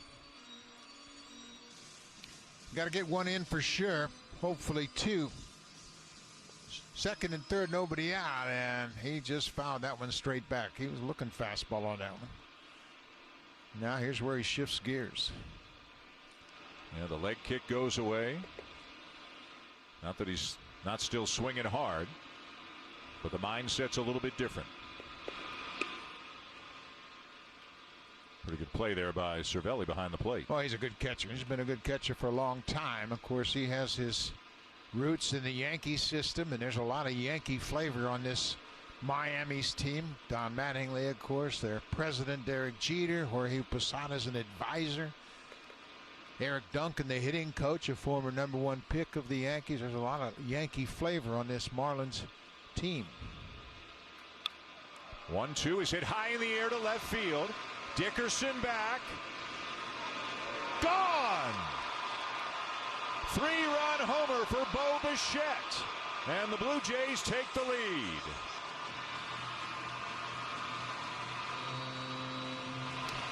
He's the happiest guy in the ballpark right now. Absolutely. And got him some runs. So Jansen with a double. Biggio with a double. And that's another multi-run home run. The first one since opening day. That snaps that long streak of solo shots. And look at Ryu. Atta boys. Way to go. Yep. All right, I like you guys. Another pitch up in the zone. Oh, he knew he got it too. I mean, that's a home run cut right there, folks. So double homer for the Blue Jays here in the bottom of the 6th. Just enough to get it out. Might have hit that light standard and bounced back onto the field to play. It is number 3 on the season for Bichette, and the Blue Jays have a 3-1 lead. Third time through the order. Of course, Jansen got his double, facing Hernandez for the second time, and then Biggio doubles, and right behind him, a 3-run homer.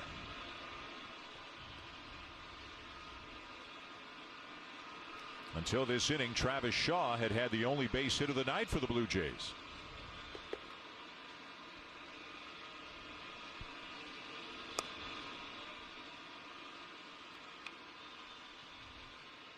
And meanwhile, in the Blue Jay bullpen, we saw Cole throwing before, and he was ready. And then after Bichette hit the homer, Dolis got up. So don't know if Cole is still in ready mode or if Dolis will be coming in one way or another now that they've got the lead. Well, obviously, with the day off, everybody down there is probably good to go except Thomas Hatch, who pitched on Sunday in Boston. So they've got a full complement of arms in their bullpen. And the 3-2 is driven to center field. Pretty well struck, but going back to make the catch is Harrison for the first out. You know, a casual fan might think, well, that's not very nice for A.J. Cole. He was up when the team was behind, and now when Charlie Montoya's team takes the lead, they switch to the lead. This happens all the time, folks. And pitchers understand that.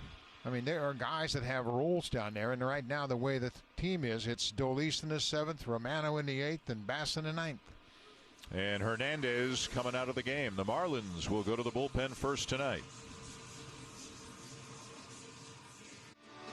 Well, Eliezer Hernandez was cruising into the 5th inning and then gave up 3 consecutive extra base hits as the Blue Jays have taken the lead. So they knock him out of the game after 82 pitches, and Kevin Biggio hit his first double of the season. Danny Jansen led off the inning with his first double of the season, and then Bo Bichette cashed them both in with a 3-run shot. James Hoyt makes his 4th appearance of the season. He comes out of that bullpen now with the Marlins trailing by 2. 33 years of age, undrafted, and made his major league debut with Houston in 2016. Granted free agency by Cleveland after last season and signed with the Marlins. He's a fastball slider guy. He'll throw a lot of sliders, and you're going to see a different looking slider from Hoyt than you saw from Hernandez. He'll have more of a traditional slider with that hard break down and away. Cervelli acted as if he thought it was a strike.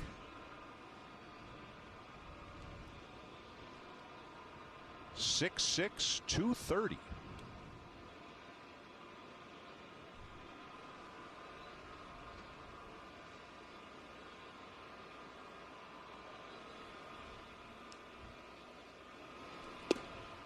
Two and one.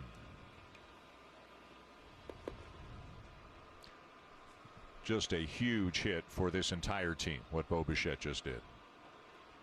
Well, you know what they're trying to do as well is snap an 8-game losing streak in home openers. And this is their home opener. Yeah. The way that MLB and Elias are looking at it, the home game in Washington, the first home game in Washington, is not considered a home opener because it was played on another team in another team's ballpark, so it gets a little fuzzy with home road splits. But we got the official word. Yeah, you and I were both of the mind, well, that's supposed to be a home game, but all of the numbers suggested it wasn't. Bigger, slower breaking ball there, and it's 3-2 now on Teoscar.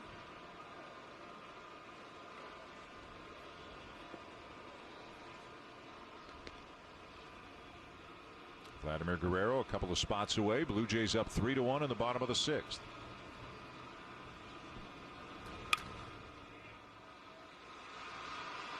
Boy, I love the sound of that bat crack, huh? He's just a little bit late, but he barreled it up pretty good, had a nice cut at it. And you may be able to hear at home too all the crowd noise effects that's being done in every major league ballpark. That has obviously made its way to Buffalo, and obviously they are cheering for the Blue Jays. So a little extra crowd noise when something goes well for the Jays. Boy, that's a sharp breaking ball straight down, and Hernandez strikes out. Baseball is back, and the MLB app is the place to get all your baseball action. In-game video highlights, live pitch-by-pitch, breaking news, player updates, stat leaderboards, standings, and much more. Download the MLB app today. It's the #1 app for live baseball. When you drive by on the highway, if you're going through downtown Buffalo and you see Sahlen Field, great-looking ballpark. And again, just nestled right into the downtown area. As Gurriel pops it up, looks like a play here for Forsythe. And the Blue Jays are retired, but they get 3 on one swing by Bo Bichette. Because we're not at the ballpark doesn't mean you can't still show off your signs. The Blue Jays and Rogers want to see you show your support for the team with fan signs. Simply take a picture of your sign and tweet it to @BlueJays for a chance to be featured on Blue Jay social platforms and the scoreboard in Buffalo. Lots going on around Sahlen Field, including a very nice performance again for Hyun-Jin Ryu. Back-to-back good starts. He gave up just one hit in his last start, only 2 tonight. One of them was a home run, but 2 walks, 7 strikeouts. And I really like the way he pitched differently tonight. He used his fastball more than he used his changeup. His curveball was much better tonight. He got some outs on the curveball. And the cutter's starting to play a little bit, so overall he's in line for the win again tonight. He did another good job, and now they'll turn things over to the bullpen. First one up, Rafael Dolis making his 7th appearance of the season. This bullpen has been really good. Last saw Dolis in one of the games in Boston when an inning, gave up a run on 2 hits, struck out 3 batters. So it looks like the game plan will be Dolis to Romano to Bass. 7, 8, 9 here if all goes well for the Blue Jays. And Dolis last pitched on Friday in Boston. As you mentioned, he threw 19 pitches in that game, so he is well rested. The plan here is Dolis, Romano to Bass. If this score stays the same. Brian Anderson is homered and grounded out. And a fastball pumped in at 95 for a strike. 3 runs, 4 hits, and an error for the Blue Jays. 1 run, just 2 hits, 2 errors committed by the Marlins. Charlie Montoyo and Pete Walker. This team needs a W. Need a couple of W's. Got the Marlins for 2, then got the Rays in over the weekend. Long throw, Bichette, and scooped nicely by Vladdy at the other end. Good play on both ends there. Bichette acknowledging the good play by Vladdy over at first. He scooped that low throw. This ball is hit in the hole past the third baseman Shaw.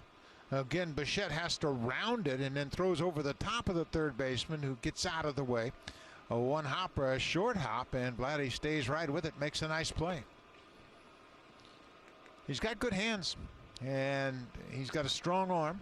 And now it's just the nuances of playing first base that he'll get used to. Do you think in time he has a chance to be a better first baseman than he ever could have become at third base? Oh, yes, because third base requires quickness and first step quickness and more range, and it's not as demanding as far as moving around the field. Then you got the long throw you have to factor in as well. No, I think he's got a chance to be better at first. Francisco Cervelli's 0 for 2.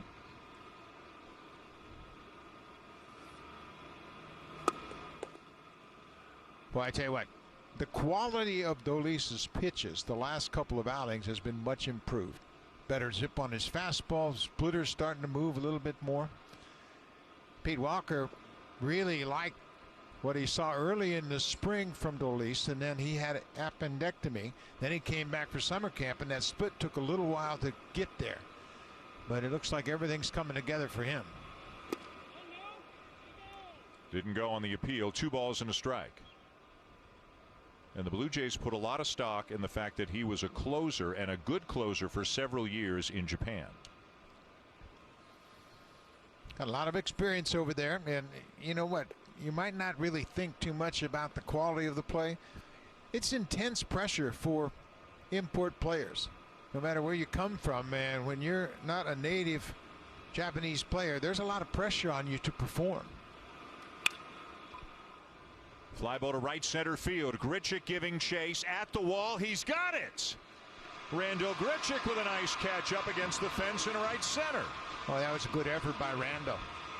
And you can see Dolis is happy to have that glove out in center field. He saves extra bases as Cervelli hits this one hard. Stays on it, drives right through it. Looked like it had a chance to get off the wall in right center, but Grichuk really focused and determined, and has just about a stride left before he hits that fence. What do you got to do to get a hit around here, huh? Dolis happy about the effort in center. And that's something that is new. I mean, for the outfielders, they've got to get to know the ballpark a little bit. Just how far they have, how big is the warning track, how many strides do they have. The dimensions are different than Rogers Center. A couple of good defensive plays to start this inning. 2 down and the base is empty for Lewis Brinson. A strikeout and a walk.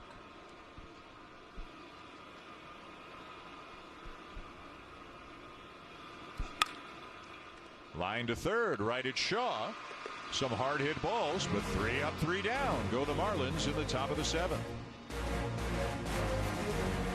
In Buffalo, been around more than 30 years, the home of the AAA Buffalo Bisons, the Blue Jays AAA affiliate.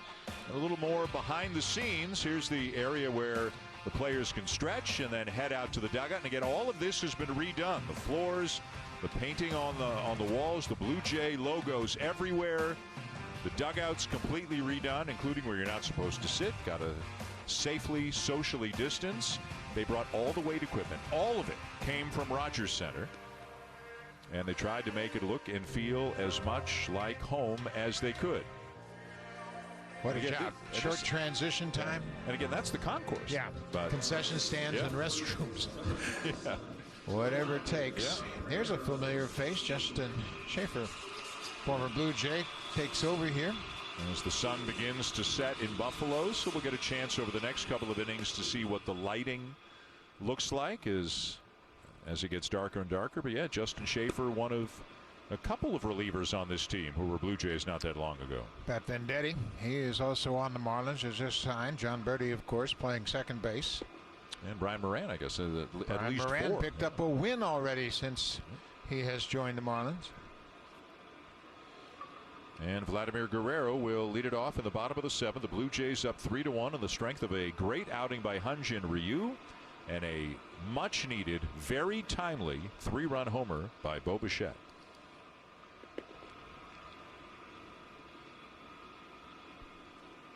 Schaefer had trouble seeing the signs, and this might be an issue here for a while as pitchers get used to looking in, trying to find out the signs from the catcher. And oftentimes, even in big league parks, we'll see the catcher put the fluorescent tape on their fingers or put the fluorescent tags on their fingernails.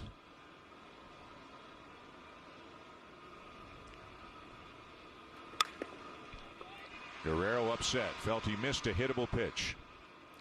Charging in Dickerson, 1 down. Good teamwork right there as Villar was back there. Villar had stayed with it until he hears him call off, but Vladdy got a pitch to hit. He was looking breaking ball and got underneath it and just pops it up. He had a good cut at that pitch and missed it. You know, back to the lighting, from what we understand, that once all the lights are on, you can take a reading or a measurement, and that is sent to Major League Baseball, and it has to be in compliance with Major League Baseball standards. And generally speaking, minor league parks just don't have the same kind of lighting as Major League parks. No. You see that one tower, the very bright one down the right field line. That's a portable one that's come in on a truck. There's another one down the left field line to supplement the 4 existing towers beyond the outfield wall. Cervelli, he didn't like that call, and Schaefer thought he threw a strike with that slider. But, you know, you have a problem in the minor league ballparks. So take a look at this last pitch and watch the catcher. He said, okay, that's a strike. Well, I guess it's not. But the minor league light standards aren't as high.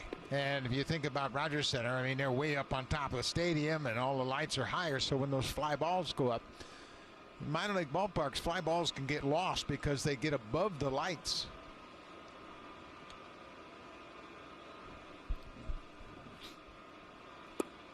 Well, you want the players to be safe, most of all, obviously, that, you know, nobody gets hurt because they can't see the ball as well, and hopefully that is not going to be an issue. But you know what? Both teams are playing in the same conditions. And the infield looks fine to me. I mean, that's where the pitcher and the batter and everybody's on focus, obviously, and it looks like it's fine to me on the infield. Let me ask you a question that I've been asked a number of times in recent days, and I'm sure you have been as well. And I think I feel the answer is yes, conceivably. Can the Blue Jays turn this into an advantage for them over the next 7 weeks? Oh, I believe so. You know what I'll compare it to? Tropicana Field. And I think that's a distinct advantage for the Rays because people go in there. It's a disappointing atmosphere. There's not many crowd. It's just not a good playing surface. And the visiting teams kind of get lulled into kind of a different mindset. I think it's a distinct advantage for the Rays. And I think the Blue Jays can use that to their advantage. Like, this is our house now. And they have certainly made it feel like that. So, they're going to take a sense of pride of protecting our house. And I wonder if some visiting teams, I actually heard Kevin Biggio giving an interview about this on The Fan last week, and he said, he wonders if some other teams might be a little bit grumpy. I can't remember the exact word he used. It wasn't grumpy, but might be a little bit grumpy about going to a quote-unquote minor league ballpark, whereas the Blue Jays will now have accepted it. They've dealt with it. They're accustomed to it. It's their home. They're just glad to have a place of their own. But each team, as they come in for just 3 games, will they maybe not adjust so quickly? Yeah. And as you see Romano, he's standing by ready in the bullpen. But, Buffalo's a major league city. They got Major League Hockey. They got NFL, of course. And it's just not an issue. They're just not a major league ballpark. Good pitch down and in by Schaefer to get Panic 2 down as we go to Arash. And one other thing about the actual ballpark, guys, it is different. We've talked about the wind being a factor. The shadows are significant there. There are a lot of nooks and crannies to the actual stadium and the field and all the amenities that go with it. I was speaking with Rowdy Tellez today. He said those are things that opponents, when they come in, they know very little about. That can be an advantage for us too. Yeah, absolutely. Game by game, the Blue Jays will acquire more knowledge about the ballpark that the visiting teams won't have, and they have no choice really but make the best of it, make it their own, and try to turn it into an advantage. Well, of course, everybody knows the Blue Jays trying to do everything but play in Buffalo, and they just were left with no options, and they have done a good job with it. But again, even before all the upgrades, it was a nice minor league facility. It has become an extremely nice minor league facility right now. And I'm sure we'll get, more information after the game as various Blue Jays do Zoom calls and we get some quotes from them about what it was like. And Schaefer and Cervelli are having trouble communicating with the signs. Schaefer can't see the signs just yet. I always watch the shadows on the infield at ballparks, and if you can see distinct shadows in all different directions, that tells me the lighting is pretty good. And if you look at the pitcher's mound and see his shadows, they're coming from all different directions, so that tells me that it's pretty good coverage on the infield.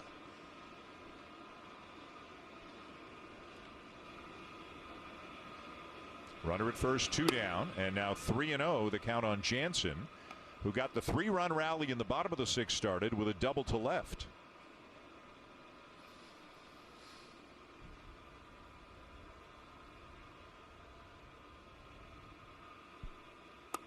Looked like he was taken all the way, and it's 3-1. By the way, Buck, they're going to the 5th overtime between Columbus and Tampa Bay. So anybody flipping over from the hockey game right now, this is the first Blue Jay game at Sahlen Field in Buffalo. 3-1 Blue Jays. A big home run by Bo Bichette, a 3-run shot on the bottom of the 6th. As big a hit as the Blue Jays have had in a couple of weeks has given them a 2-run lead over the Marlins. Yeah, the Blue Jays have lost 6 of their last 8 games after getting off to a decent start. Danny Jansen's on base for a second straight at bat. Danny's drawn 7 walks already, and I know he came in with an 0 for 18. He snapped that back in the 6th with his first double of the season. Grichuk moves down to second. Here's Kevin Biggio, 1 for 3. He had a double in the 6th inning. It didn't score Jansen because Danny wasn't sure if the ball was going to be caught, so he only got to third on the play. A very much delayed appeal down to third. We saw it on one of our supplemental monitors here, and it was no swing, so it's ball 1 on Biggio.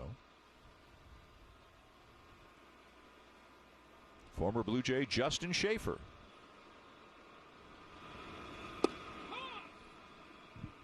Yeah, Schaefer was drafted by the Blue Jays out of University of Florida in 2014, so he has played with a lot of these guys he's facing tonight.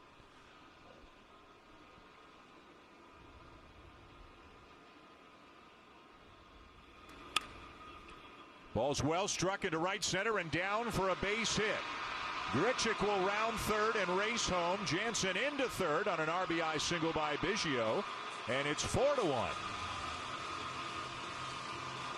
Boy, that was a good swing. Another slider, and he stayed right on it and drives it into right field. Cashes in Grichuk, who walked with 1 out. Jansen goes first to third, and Randall gets a good break on contact. Well, that's a pretty swing again. And Cavan's had a couple of real good at-bats his last 2 times up. And this is the first time in 7 games the Blue Jays have scored more than 3 runs. They were in Washington the last time they scored 4 runs in a game. Some clutch hitting tonight. And taking advantage of a couple of walks this inning. They've been able to come up with big hits. Grichuk crossing the plate on the single by Biggio. Here's Bichette. The 3-run homer over the left field fence his last time up.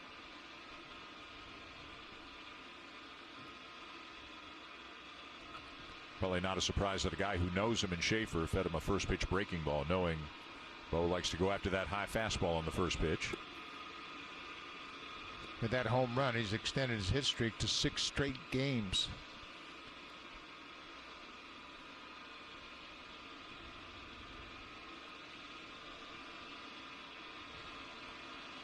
Charlie Montoya has been waiting for the offense to come around. Not like they're wearing it out. They only have 5 hits, but 4 runs looks like a breakout game for them. Yep.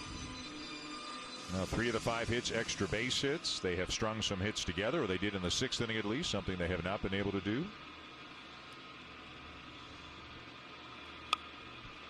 Hook foul. Anthony Kay is playing guard. He's guarding the catcher and the relief pitchers down in the bullpen. So if you want to know who's not available tonight, it's probably the pitcher who's guarding the catchers, right? Yeah, they're past his spot now anyway. Yeah. You get the 7th inning and a tight ball game. It's going to be Dolis, Romano, and Bass. And again, Schaefer can't see the signs from Cervelli. Boy, is Anthony Kay making fans in a hurry, huh? The way that he's pitching right now. Well, that bullpen has been really good. Full count, and that'll get Biggio. Actually, he's already taken off and gone to second. There's one of those tricky plays you don't see as easily in the studio as you do when you're in the ballpark, but Biggio running on the play, and he will steal second. So 2 in scoring position with a full count on Bichette. Wind still looks like it's blowing pretty good. In the air to center field and deep. But Harrison's got room just shy of the track. Bichette will fly out, and the side is retired. Blue Jays, though, do tack on a run. Center fielder of the Toronto Blue Jays made a terrific catch. StatCast AI is powered by Google Cloud, and watch his path as he runs this one down. Takes a great route on this ball and catches it right up against the fence to take extra bases away from Francisco Cervelli. He ran 90 feet, sprint speed of 27.1 feet per second, and Randall ran it down. That looked like it was going to be off the fence at least, but he is right there to make the second out of the 7th inning.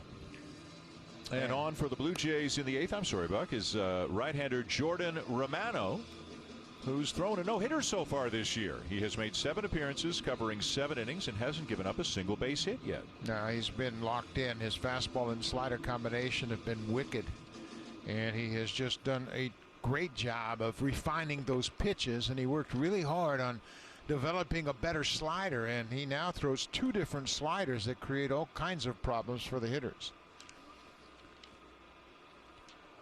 Hitters are 0 for 21 against Romano. He has not given up a hit to the 24 batters he has faced. He will face 8, 9, and 1 in the Marlins lineup. This is Logan Forsythe. Slider misses high for ball 1.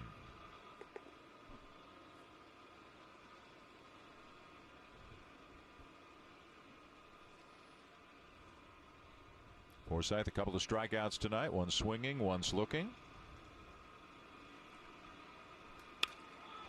And now he drills a ball to right field. Hernandez, though, is there for the first out.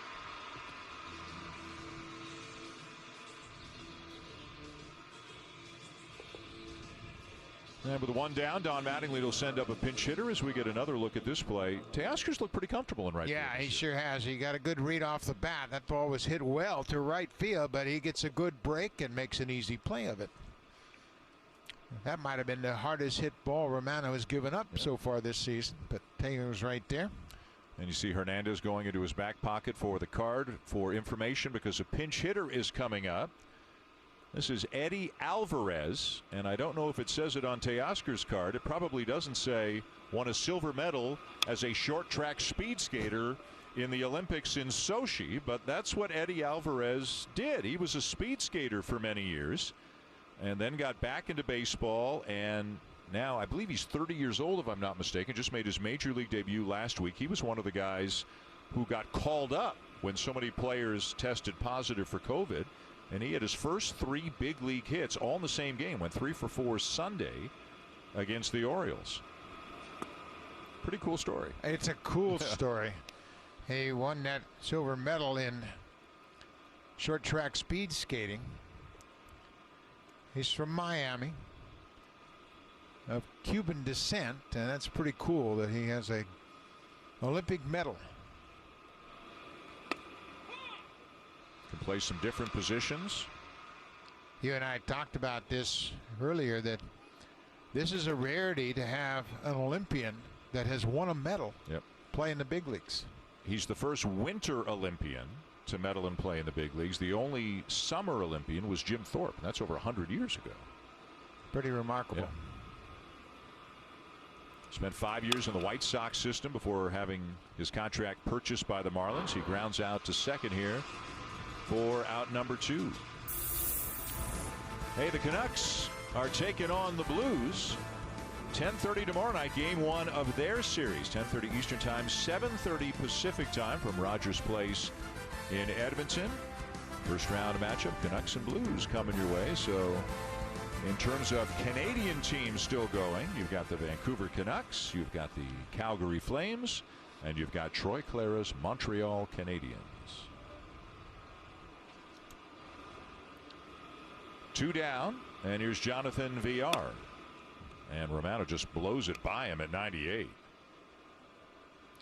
With retiring 2 batters and not surrendering a hit, Jordan Romano has just tied Tom Henke for most batters faced without giving up a hit to start a season. 26. Just keep doing what you're doing, right? Keep it simple. Strikes with fastballs at 98 and a wipeout slider. Makes that guy happy, the pitching coach. Yep. Arden Zwelling's got an article on Sportsnet.ca today about all the talking that Romano does to himself, the deep knee bend that he does. You can get locked in on Romano's mindset by reading the article. And a fastball away at 98 strikes him out. 3 up and 3 down. Romano does it again. Night of playoff action tomorrow night. It begins at 7:30 Eastern Time on Sportsnet. Then fresh off their upset over the Penguins, the Canadians look to keep rolling against the top seed in the East, the Flyers. Canadians and Flyers tomorrow at 8 Eastern on Sportsnet and CBC. Bottom 8 in Buffalo, the official home opener for the Toronto Blue Jays this year at Sahlen Field, all lit up nicely in downtown Buffalo. And the Blue Jays have responded. They've got a lead. Big home run by Bichette. RBI double by Biggio. 4-1 Jays bottom 8 as right-hander Sterling Sharp comes into the game. Just his second appearance of the season. He's worked a total of just an inning and 2/3, so he is into the ball game after Justin Schaefer gave up a run on a hit, couple of walks. John Birdie has moved to the outfield. Eddie Alvarez stayed in the ball game at second. So a couple of changes for the Marlins bottom 8. And the shift is on against Travis Shaw, who is 1 for 3 on the night. He'll be followed by Teoscar Hernandez and Lourdes Gurriel Jr.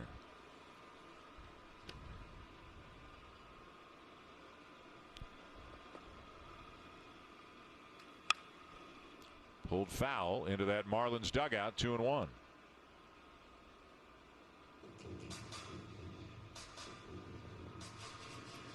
Sharp, the 4th pitcher of the night for Miami. Don't forget, Nate Pearson is on the mound tomorrow night for the Blue Jays. Jordan Yamamoto will start for Miami. Guy's been moved into their rotation as a result of all the COVID tests that they sustained. Again, 3 of the 5 starting pitchers are on the injured list right now. Off the end of the bat, up the middle, but with the shift on, it's the shortstop VR to make an easy play. Beauty Tone is the official paint of the Toronto Blue Jays. Only available at Home Hardware. Here's how.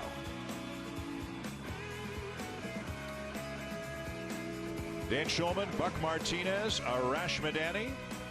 All with you here at the Sportsnet studios. Hazel May, Joe Siddle as well, covering Blue Jay Central. The Blue Jays have a 4-1 lead in the bottom of the 8th inning. I want to clarify one thing we said about Eddie Alvarez, only Winter Olympic medalist to ever play baseball. We talked about Jim Thorpe as the only Summer Olympic non-baseball. We're excluding people who won medals in baseball and played baseball. Yeah, non-baseball, so, yes. Then another sport, totally.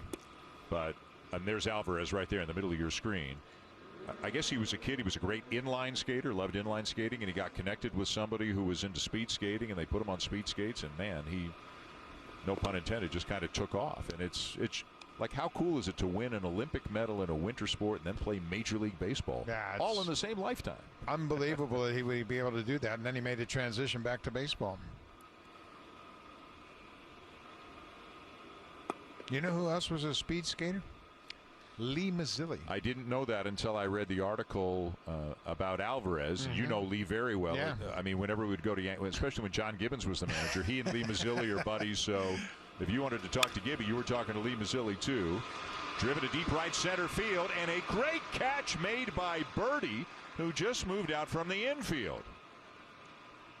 Boy, it was a great catch. Teoscar drove it to the alley in right center, and Birdie started at second base. They used a pinch hitter, so Birdie moves into center field, taking over for Monty Harrison. And they don't miss a beat. That's a great effort. Times his leap perfectly and takes a hit away from Teoscar. Shaded a little bit in that direction, but boy, got a good jump and timed his leap perfectly to take a hit away from Teoscar. Been some good defensive plays here tonight. Absolutely. By both teams. 2 down in the bottom of the 8th. Gurriel's 0 for 2 with a walk. And he hits the ball hard. Picked nicely down at third, though, by Anderson, and the Blue Jays are retired in order. To the 9th, the Blue Jays up 3. That means it's time for Anthony Bass. Back doubles by Jansen and Biggio, and Bo Bichette caps off a big inning with a 3-run shot, his 3rd home run of the season, and that put Hyun-Jin Ryu in line for the win. He had pitched a heck of a game. Ryu going 6 innings, 2 hits, allowed just 1 run, and Bo Bichette made sure that Ryu has a chance to pick up a W here tonight. And on to try to pick up a save is Anthony Bass, who has been very good in his time as a Blue Jay. Look at those numbers. Yeah, the back end of this bullpen has really thrown the ball well. And Anthony has done a great job moving into that closer's role. He threw 7 pitches on Saturday in Boston to pick up his 3rd save. John Birdie leads it off and takes a strike over the inside corner. It'll be Birdie, Jesus Aguilar, and Corey Dickerson. 2, 3, 4 in the Miami lineup. Actually, Bass threw 8 pitches. I shortchanged him. So he's well rested in line. He still should have a lot in the tank tonight. The Marlins have been held to 2 hits. Anderson homered in the 2nd, and VR had an infield hit in the 3rd. Blue Jay pitchers have retired the last 12. Really good performance by Ryu tonight. Yeah, it's 2 in a row for him, and another 6-inning outing. Boy, when your pitcher goes 6, and you'd like him to go 7, but boy, does it change the complexion of your game? When your starter goes 6, and then you have 3 guys in line, Dolis, Romano, and Bass. That's a pretty much a lockdown bullpen. And now Bass is off, falling behind 3-1.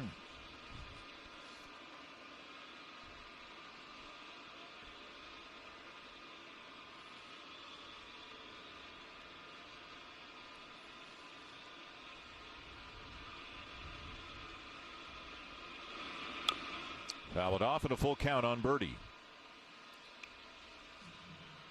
Dolis had a perfect 3 up, 3 down inning. Romano continues to dominate hitters. 3 up, 3 down for Jordan. And now Bass has a full count on the leadoff man here in the 9th.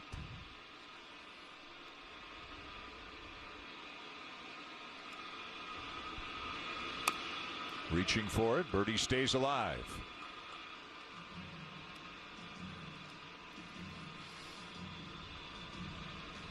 Blue Jays are 5-8 on the season. So after tomorrow night, they're a quarter of the way through the schedule. As crazy as that sounds.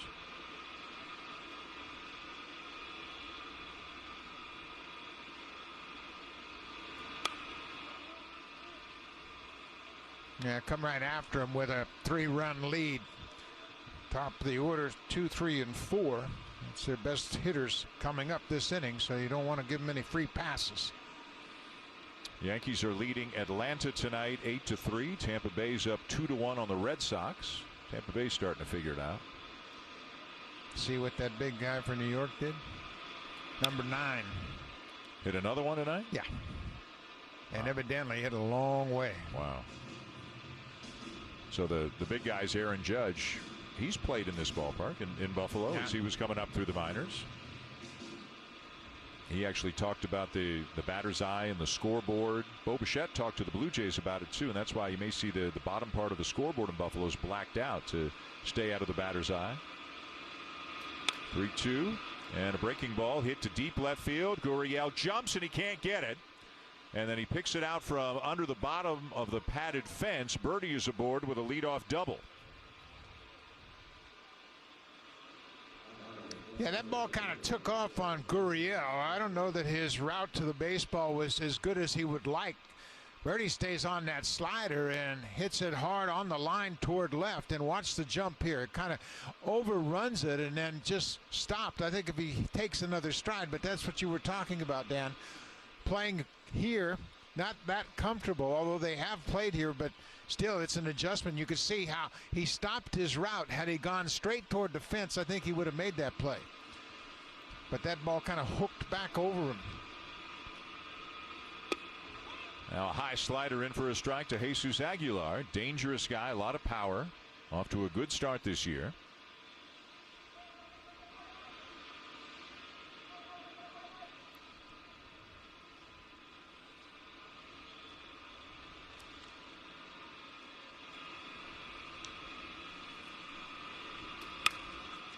And a fastball hit to left center field. Grichuk coming over and makes the catch. Aguilar got it a little bit off the end of the bat. This copyrighted telecast is presented by authority of Rogers Blue Jays Baseball Partnership and may not be reproduced or retransmitted in any form, and the accounts and descriptions of this game may not be disseminated without the express written consent of Rogers Blue Jays Baseball Partnership. And remember when we said, hey, let's all see what we can do and get it over $1 million. It's now over $1.1 million, and you can buy tickets up till midnight tonight. Wow. The winner will be announced tomorrow on Jays Cares, and I'm sure the Blue Jays social media channels. 1 down, 1 on, 9th inning, Corey Dickerson.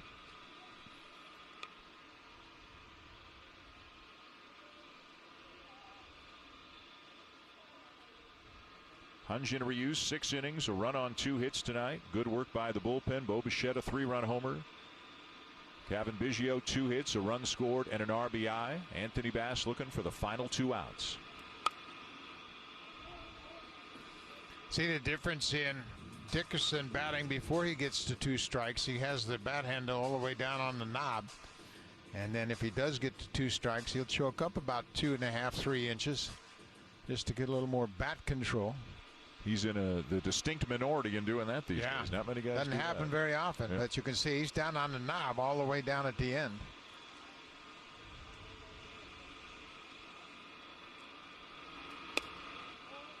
Just outside with a changeup, 2 balls and a strike. The guy in the on-deck circle there on the left of your screen, Brian Anderson, he's dangerous. He might be their best all-around player. You don't want him coming up as the tie and run.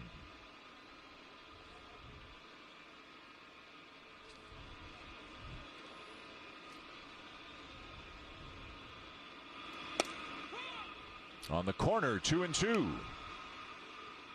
Now let's see how Dickerson handles this now when a 2-strike count. Earlier in the game, he choked up about 3 inches just trying to have better bat control.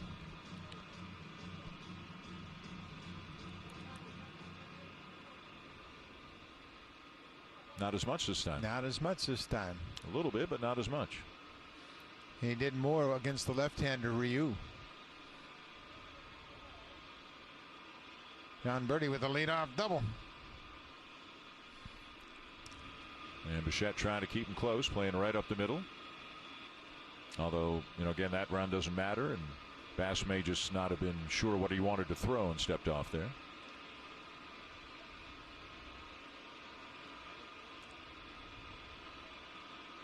Now the focus back on the man at the plate. Slider fouled off.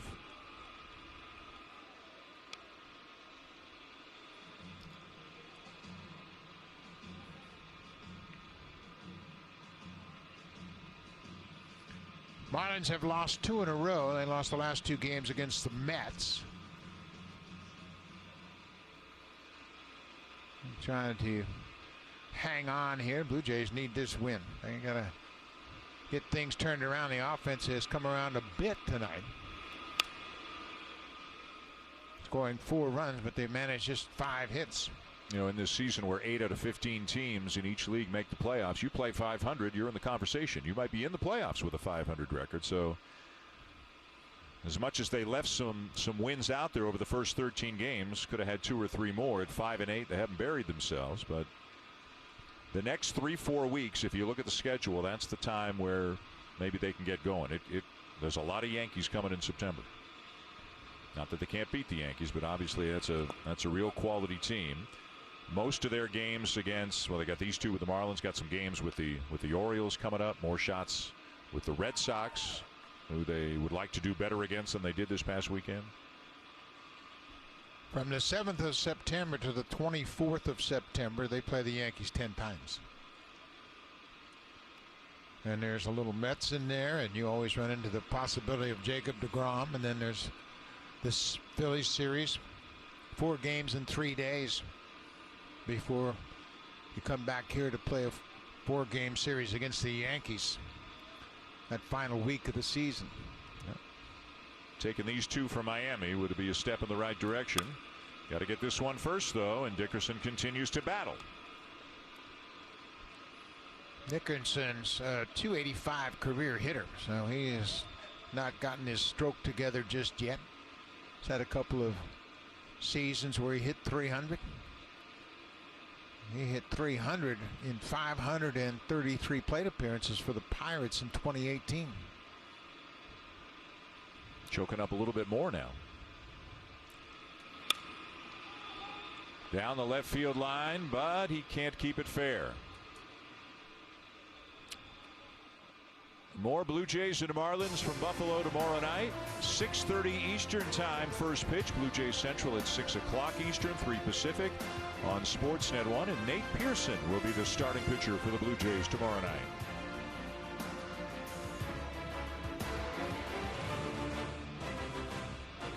I'm sure Don Mattingly has heard a lot and seen some things on Nate Pearson. He'll see him in person for the first time tomorrow night.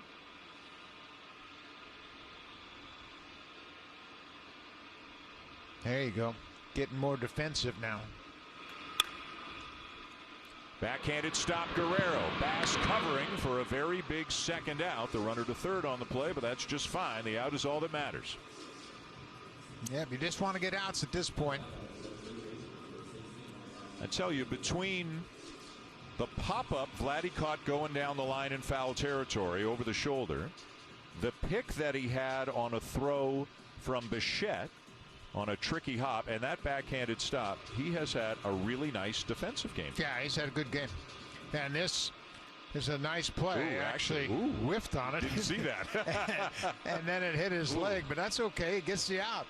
Did not see that live. Knock him down, throw him out. Kick save and a beauty. Whatever it takes. It's an out. Yep. So 2 down, and now even if Brian Anderson hits one out of the ballpark, he's still got the lead. And he's hit one out of the ballpark tonight.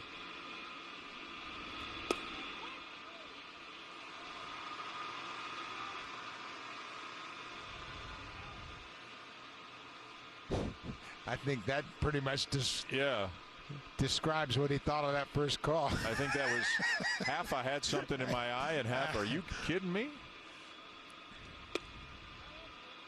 That one too far outside. It's a ball and a strike.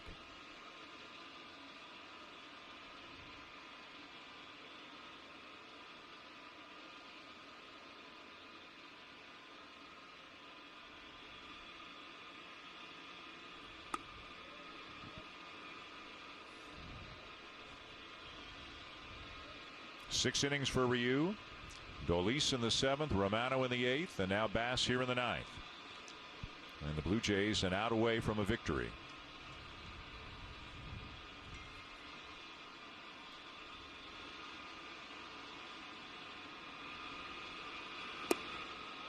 Check the swing, they appeal, and he did not go. 3 balls and a strike.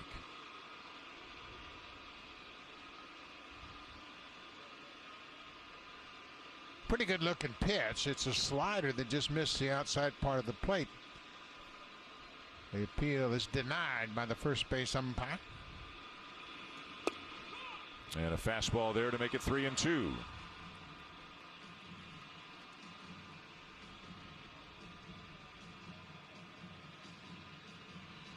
I'm sure given the way things have gone, he's not comfortable quite yet, Charlie Montoyo, until that last out is recorded.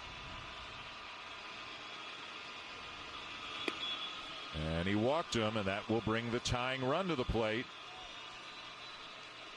Francisco Cervelli is coming up. They go with the slider, and he missed upstairs. You can see Bass's reaction. It got away from him, and that's a big walk. Now Cervelli was robbed of an extra base hit back in the 7th on that fine play by Randall Grichuk. Hit the ball hard all the way up against the wall in right center. And look at Bass already get 27 pitches. A lot of that because all the pitches that Corey Dickerson was fouling off really extended that at bat. This is a lot of work for a closer.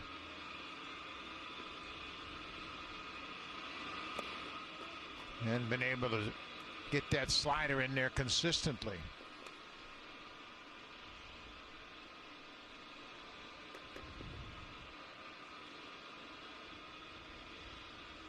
And the Blue Jays are getting A.J. Cole up for the 2nd time tonight, just in case. Yeah, I think you're right on the money. They're concerned about the pitch count in this inning. On a lot of pitches and hasn't been able to find that strike zone consistently.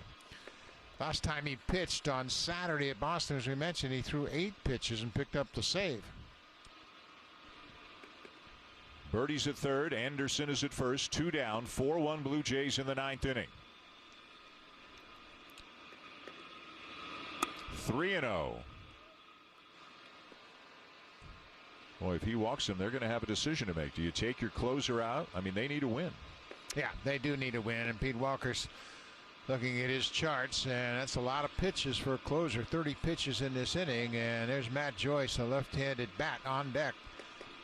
He's going to pinch hit if this continues. 3-0 green light. Cervelli hits it to deep left and has tied the game. A 3-run home run with 2 outs in the 9th inning, and Miami has tied it.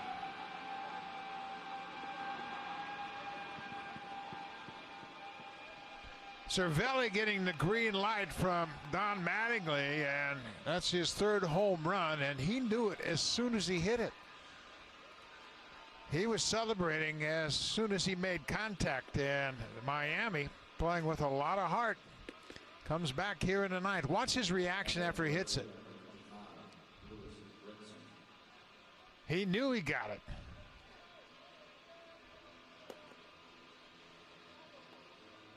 Gurriel has to helplessly watch it go over the fence, and it's a tie ball game. Wow, with 2 down in the 9th inning. The Marlins stunning the Blue Jays, coming back to tie it at 4. Bass out, Cole coming in.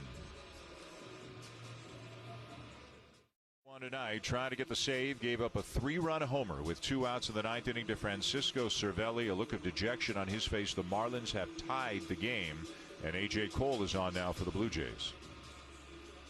A.J. Cole last pitched on Friday in Boston, so he is well rested. This will be his 6th appearance, and he is yet to give up a run. And after they tied it, Don Mattingly called back Matt Joyce, who would have pinch hit had they still been behind, and left Brinson in the game. Of course, Brinson is a very good outfielder, so they want to keep his glove in the game. And extra innings, you got Matt Joyce in reserve.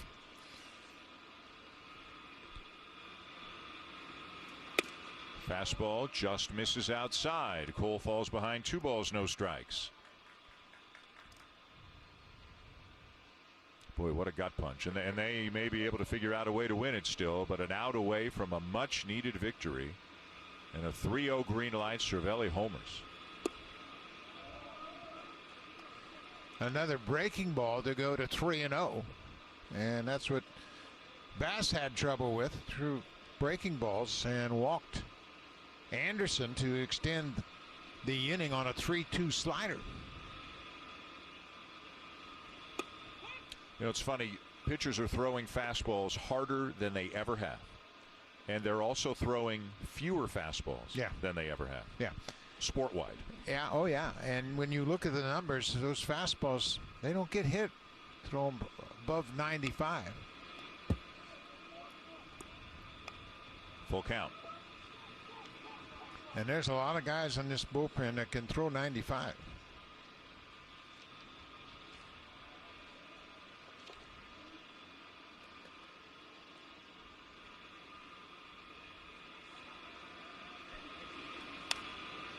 The major league average on fastballs 95 and above, 236. But you're right. Everybody's going to sliders. I mean, how many starting pitchers now do we see that throw more sliders than fastballs? Starting pitchers. And Ryu himself throws more changeups than fastballs. Boxberger and Kinsler up in the Miami pen. Kinsler is the closer. And a high fly ball to left field again, but Gurriel finds it, has room, and makes the catch. And the side is finally retired. The Marlins have tied it. Vladimir Guerrero Jr. will lead it off in the bottom of the 9th. Looking really nice for the Blue Jays home opener. The Blue Jays staff and the Bison staff did a great job getting this ballpark ready. And the Blue Jays, after struggling to hit, got some big hits, took the lead, were an out away from victory, and then Francisco Cervelli homered off Anthony Bass, and the night ain't over yet. How about that? A 3-0 green light to the veteran journeyman catcher Francisco Cervelli, and it's his 3rd home run of the season. The Blue Jays scored 4 runs for the first time in 7 games, and they had really been struggling. It looked like they had one in the bag, 2 outs in the 9th inning. Now they're going to have to win it in the bottom of the 9th. And Vladimir Guerrero Jr. is going to lead it off in the bottom of the 9th. A new pitcher for the Marlins is right-hander Brad Boxberger. Boxberger's been around a long time and a pretty good pitcher. The back end of this bullpen has pitched pretty well. He hasn't worked since Thursday, so he has got a fresh arm. He's had a couple of big years as a closer, one with the Rays, one with the Diamondbacks. Had 41 saves in 2015 for Tampa Bay, had 32 saves in 2018 for Arizona, and faces Guerrero, who is 0 for 3 on the night, a couple of ground outs and a fly ball to left field. Swing and a miss, 1-1. I like that swing.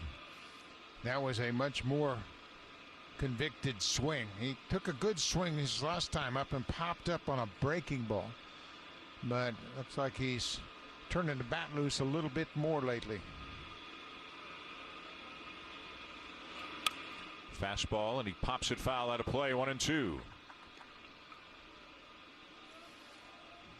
It's another good swing, but you could see it's underneath it just a bit. Trying to hit one out of the ballpark in this situation. It's a home run cut. He's hit a few in this ballpark. Now he bounces one down to third. A bit of a tricky hop for Anderson, but a good throw to get him one down. Brian Anderson's a good player, and we've seen him with the glove and with the bat. He can play in the outfield, but he's a pretty good third baseman. The second hop has a little bit more spin on it. It was a tricky hop, but he stayed with it. He's got a strong arm, very accurate thrower from third. So one down, and the batter is Randal Grichuk, 0 for 2, and he has walked and scored tonight. Off the glove of Cervelli, ball one. If you're just joining us, the Blue Jays were an out away, up 4-1 in the top of the ninth. But a couple of men on, and Francisco Cervelli on a 3-0 pitch took Anthony Bass deep to tie the game.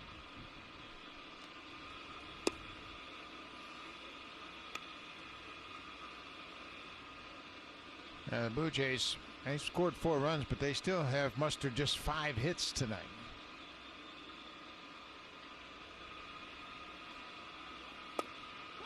At the knees for a strike, 2-1.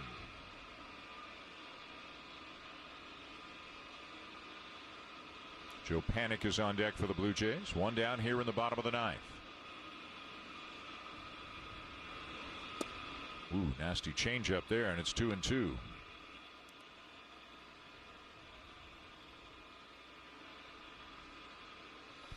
That's the first 3-0 home run Francisco Cervelli has ever hit in his career.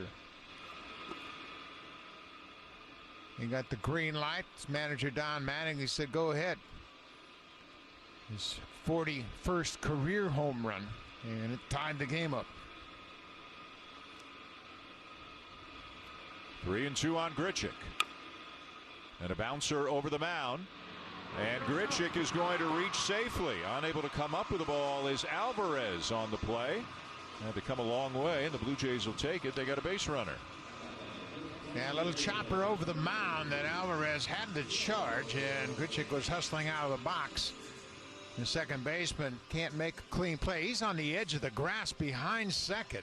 Got a long way to go and just couldn't come up with it cleanly. I don't know if he gets Grichuk anyway, even if he fields it.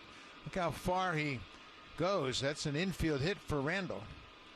Kind of a do-or-die play on a chopper over the mound. So runner at first, decent speed for Grichuk. And the batter is Joe Panik, who's in the DH spot tonight, 0 for 3 with a couple of strikeouts.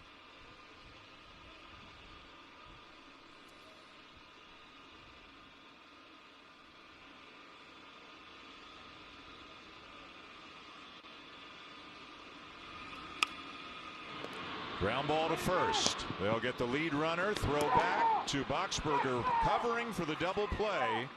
And this ball game is headed to extra innings. All tied up at 4 in Buffalo. First night for the Blue Jays at Sahlen Field, and we are told that apparently Ace doesn't quite know his way around just yet. If you could help us find the Ace cutout during each home game, that's your chance to win a grand prize of a Blue Jays merchandise package and autographed items for you and your family. You'll get a contest entry for every game you find them, so the more you play, the better your chances are. Visit bluejays.com/misplaced for your chance to win. Well, that's the most famous outfield combination the Blue Jays have ever had. Back in the 80s, all 3 of them teammates of yours. The only bone I have to pick with this situation, I know what you're going to say. Go ahead. George should be on the left and Jesse should be on the right. Yep, that's where they were throughout their career, playing in the outfield. Bell, Mosby, and Barfield. What a group. A.J. Cole is on. Extra innings. Top of the 10th in Buffalo after the Marlins tied it in the 9th. Lewis Brinson is the runner out at second. Logan Forsythe is the batter. Yeah, that's part of the strategy that's changed, and we thought, well, there's a chance that maybe Matt Joyce would pinch hit, but Mattingly said, hey, it's a tie game. I'm going to save Brinson. Good defense and good speed. So he leads off at second as the designated runner here. Games generally ending quicker with this rule. A couple of games have gone 13 innings. Most of them, though, I think are ending in 10. And now Forsythe hits one a ton down the left field line, but it is foul. Or is it? It is a home run. Looked from the reaction down in the bullpen like it was foul, but then saw the third base umpire signaling home run. Forsythe evidently keeps it fair for a 2-run shot, and the Marlins take the lead. Yeah, he had a good look at it, and this will give you the best look at it. And that ball, boy, that looked like that ball's foul. Yeah, that ball was foul. That ball is foul. We saw it go. We could see the ball in front of the pole. That ball is foul. Yeah. Yeah, that never disappeared behind the pole. This will be an easy call. And that's why I called it that way. Saw somebody in the Blue Jay pen down the third base line signaling foul and went with that. And then the umpire called it fair, third base umpire Mark Carlson, but this one looks like it'll get reversed. Yeah, Carlson is the crew chief on this one, and watch the ball. It never, ever goes behind the foul pole. You can see it all the way. Yeah, that's a foul ball. Clearly a foul ball. Good call, Dan. Well, I was eventually going to get it right one way or another. You know, you learn game by game what the tricky stuff is in a studio. That's the tricky stuff. This shouldn't take long. Foul ball. Foul ball. You had it all the way. Well, that's the quickest I've broken out in a cold sweat in a while. And no argument from the Marlins. Well, and that's the one thing, obviously, when you're not at the ballpark, when you're at the ballpark, you see the flight of the ball, you watch the players and all that stuff, and yeah, that was an easy call. Not so easy 100 miles away. So we'll do it all over again. Brinson back out to second. And a swing and a miss to get him. Cole strikes out Forsythe, who missed a home run by that much. Yeah, he ran all the way around the bases and got to celebrate in the dugout, and then he comes back out and strikes out. There's a good slider in a good spot from Cole. Cole came in to get the final out in the top of the ninth.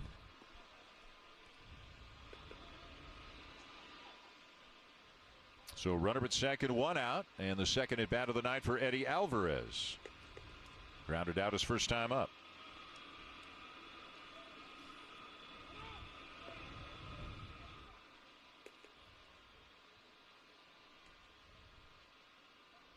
Blue Jays have had some extra inning games already. They've been the road team in those games. They have not gone well for them.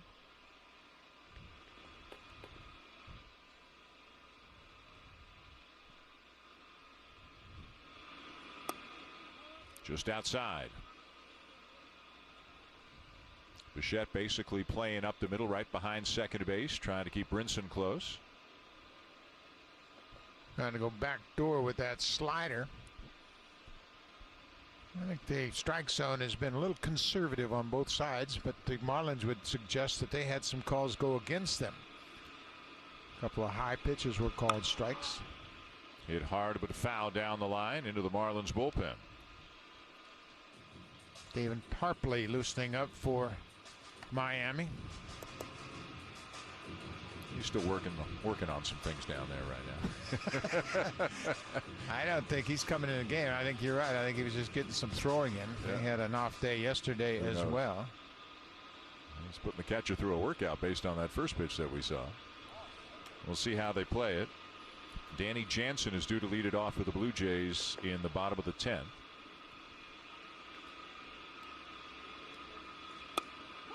And that one does catch the corner. So Joe Panik was the last batter for the Blue Jays in the bottom of the 9th, so he would be the runner. But will the Blue Jays send Anthony Alford out there? Yeah, I would think Anthony would start the inning at second base, and Panik is the DA, so Alford could go into that spot. If you got him, may as well use him, right? That's what he's here for. Yep.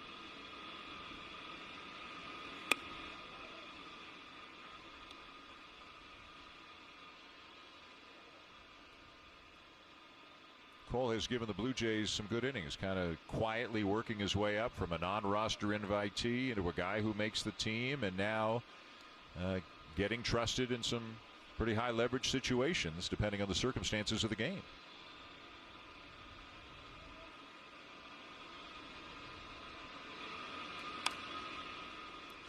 Popped up down the left field line. Gurriel has room. Makes a tricky play behind the bullpen mound for the second out. Yeah, he did a good job getting over there quickly. He was shaded in that direction to begin with. And it's another slider that Alvarez pops down the left field line. Gurriel sensing he has enough room.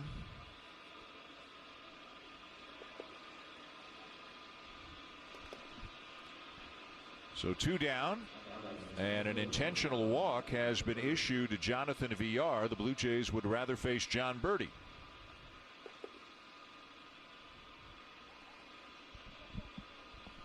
And this is a meeting on the mound right now. Jansen talking to Cole. Biggio and Bichette have come in as well. Well, and this is about Birdie's last at bat. Birdie fouled off several tough pitches and then hit a 3-2 slider for a double to left field. Remember, he hit the ball over Gurriel's head in left field, so Jansen wants to come out and make sure that he and A.J. Cole are on the same page. Birdie had a very good at bat, fouling off a couple of good fastballs and then hit a 3-2 slider. And all three of those guys, Jansen, Biggio, Bichette, have played with Birdie over the years in the minor leagues too. They've got a lot of information that Cole may not have, which is probably not helping their friendship with John Birdie right now, but trying to win a ball game. Might have gotten away with one there. Yeah, he was looking slider right there, and Cole throws a lot of sliders. That's his bread and butter pitch. You have to stay with your strength, and I have no problem with that. You just left the one slider up a bit. You can see Birdie, he was looking breaking ball on the first pitch. Pretty good speed out at second in Brinson. Villar, good speed as well at first. 2 down.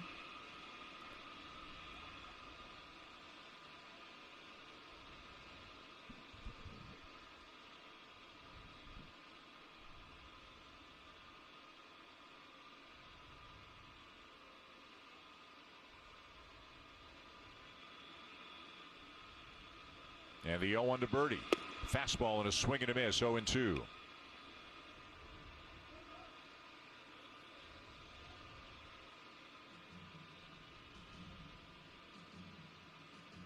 Charlie and Pete talking about maybe getting somebody else up. It's kind of interesting now. It's 0-2, 2 outs.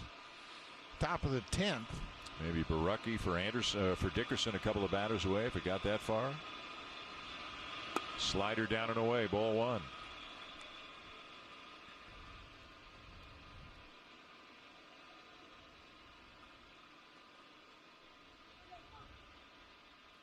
Birdie tonight, 1 for 4.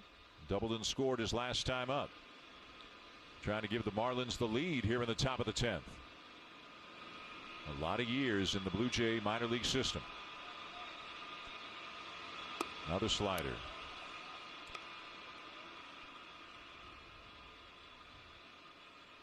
His command with the slider hasn't been quite as sharp tonight as it generally has been so far early this season. And that was the case with Anthony Bass as well. You see Jacob Waguespack has come out of the stands, and he's going to start to loosen up.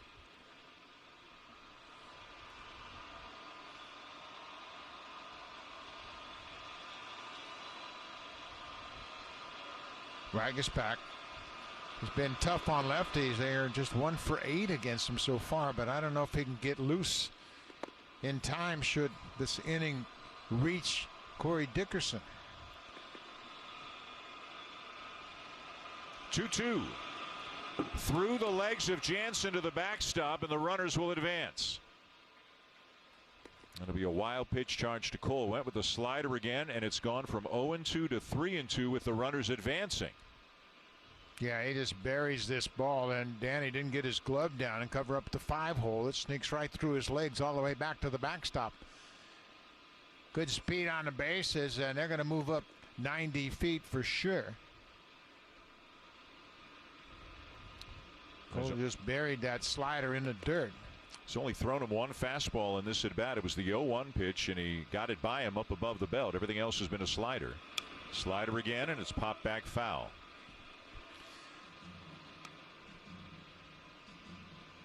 See, he wasn't happy with that last one. He left it on the inside part of the plate.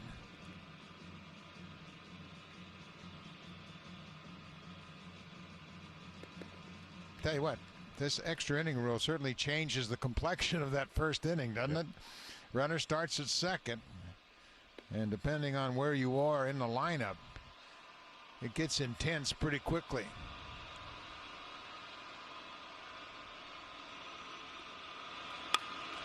And a fly ball off the end of the bat, not deep. Gurriel is there. Cole gets the job done, and the Marlins do not score. Here come the Blue Jays. 1 run will win it. Bottom of the 10th, the Marlins did not score in the top half of the inning, and here's left-hander Stephen Tarpley into the game for Miami. Yeah, he pitched with the Yankees last year, got in 21 games for New York. He got into 10 games with the Yanks in 2018. Fastball slider guy. He's 27 years old, drafted originally by the Cleveland Indians. He pitched a little bit in Baltimore, and now he is on here in this extra inning game. Throws a lot of sliders, sinker slider guy. His sinker will be 92, and he's got a good arm.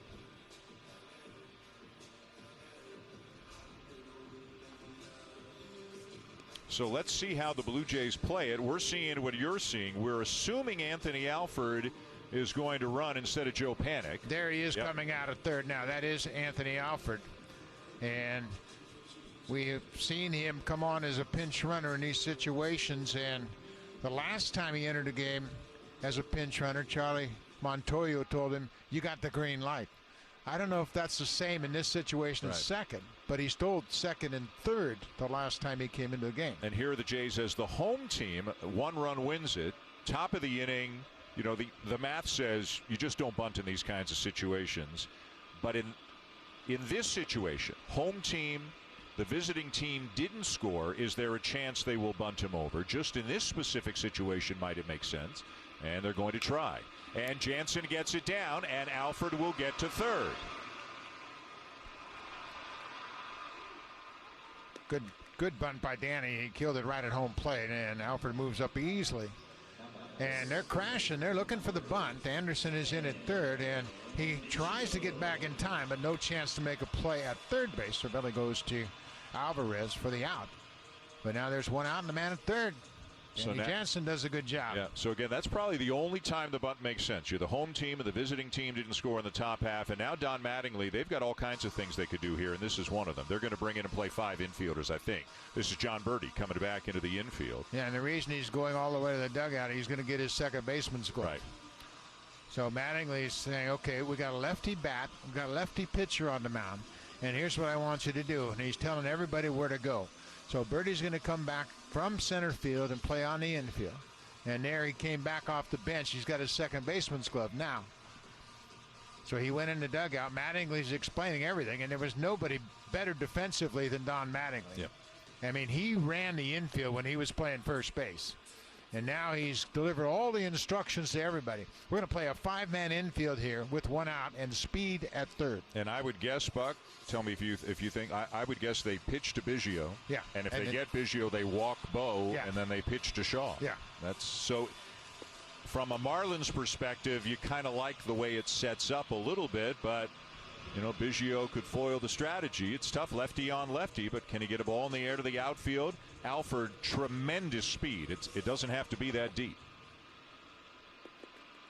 Cavan has 2 at-bats against Tarpley. He's 0 for 2. 4-man infield. And a little bit low, ball 1.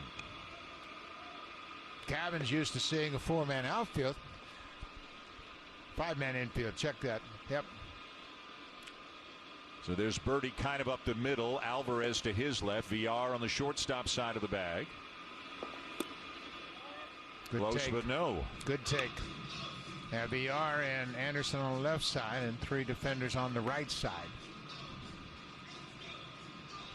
You know, and a walk is not meaningless here if he could work him for a walk, because then they might put Bo on to load the bases, and even if they got Shaw, Teoscar comes out. Swing and a miss, 2-1. Yeah, this is actually increased the strategy, this runner at second base. Absolutely. There are a lot of things going on. And now he's going to switch the infielders. Mattingly has just called to his infielders. I want you guys. No, it's the outfield. We can see there. Okay, that's what they're doing. I'm shading him over. Oh, he's going to move. Switching his outfielder. Yeah. Moving Brinson over to right. Dickerson doesn't have as strong as an arm as Brinson. They're not very deep. Obviously, you have to be within range of your arm. And now Dickerson stays in shallow center. Brinson moves over to left. Nobody's in right field. Dickerson is in straightaway center field. Nobody. Yeah. I mean, they only got 2 of them, but they're not in the alleys. Dickerson's in straightaway center. 3-1. Well, you don't have to tell Kevin Biggio to make sure you like it. That's his game plan on every pitch. Marlins got 3 in the 9th on 1 swing of the bat by Francisco Cervelli to tie the game in extra innings now. Anthony Alford representing the winning run.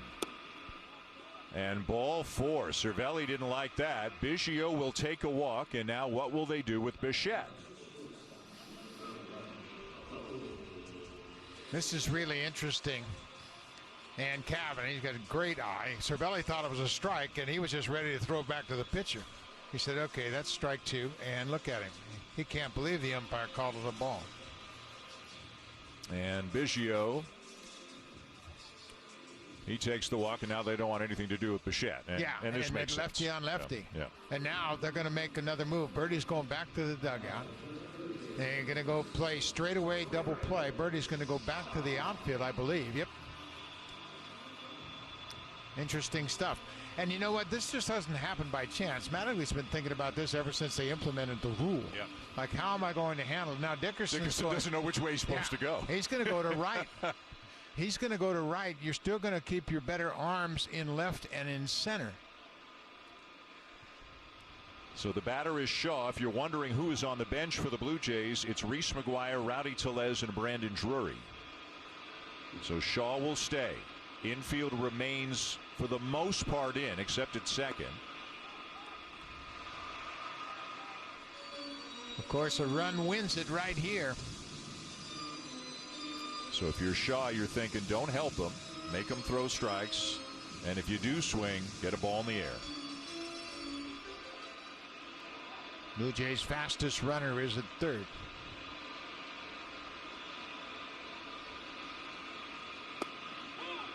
And a strike over the inside corner, 1-1.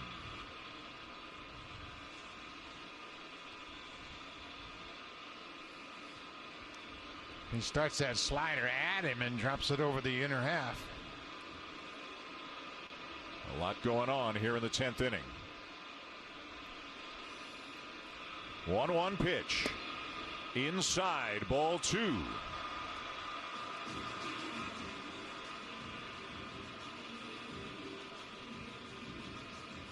Shaw 1 for 4 on the night. Alford at third, Biggio at second, Bichette at first, 1 down. Outside corner for a strike, 2-2.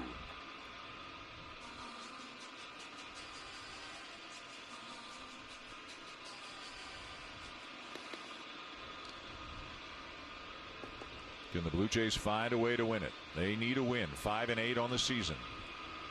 2-2 on the way. And a swing and a base hit into right field, and they will win it.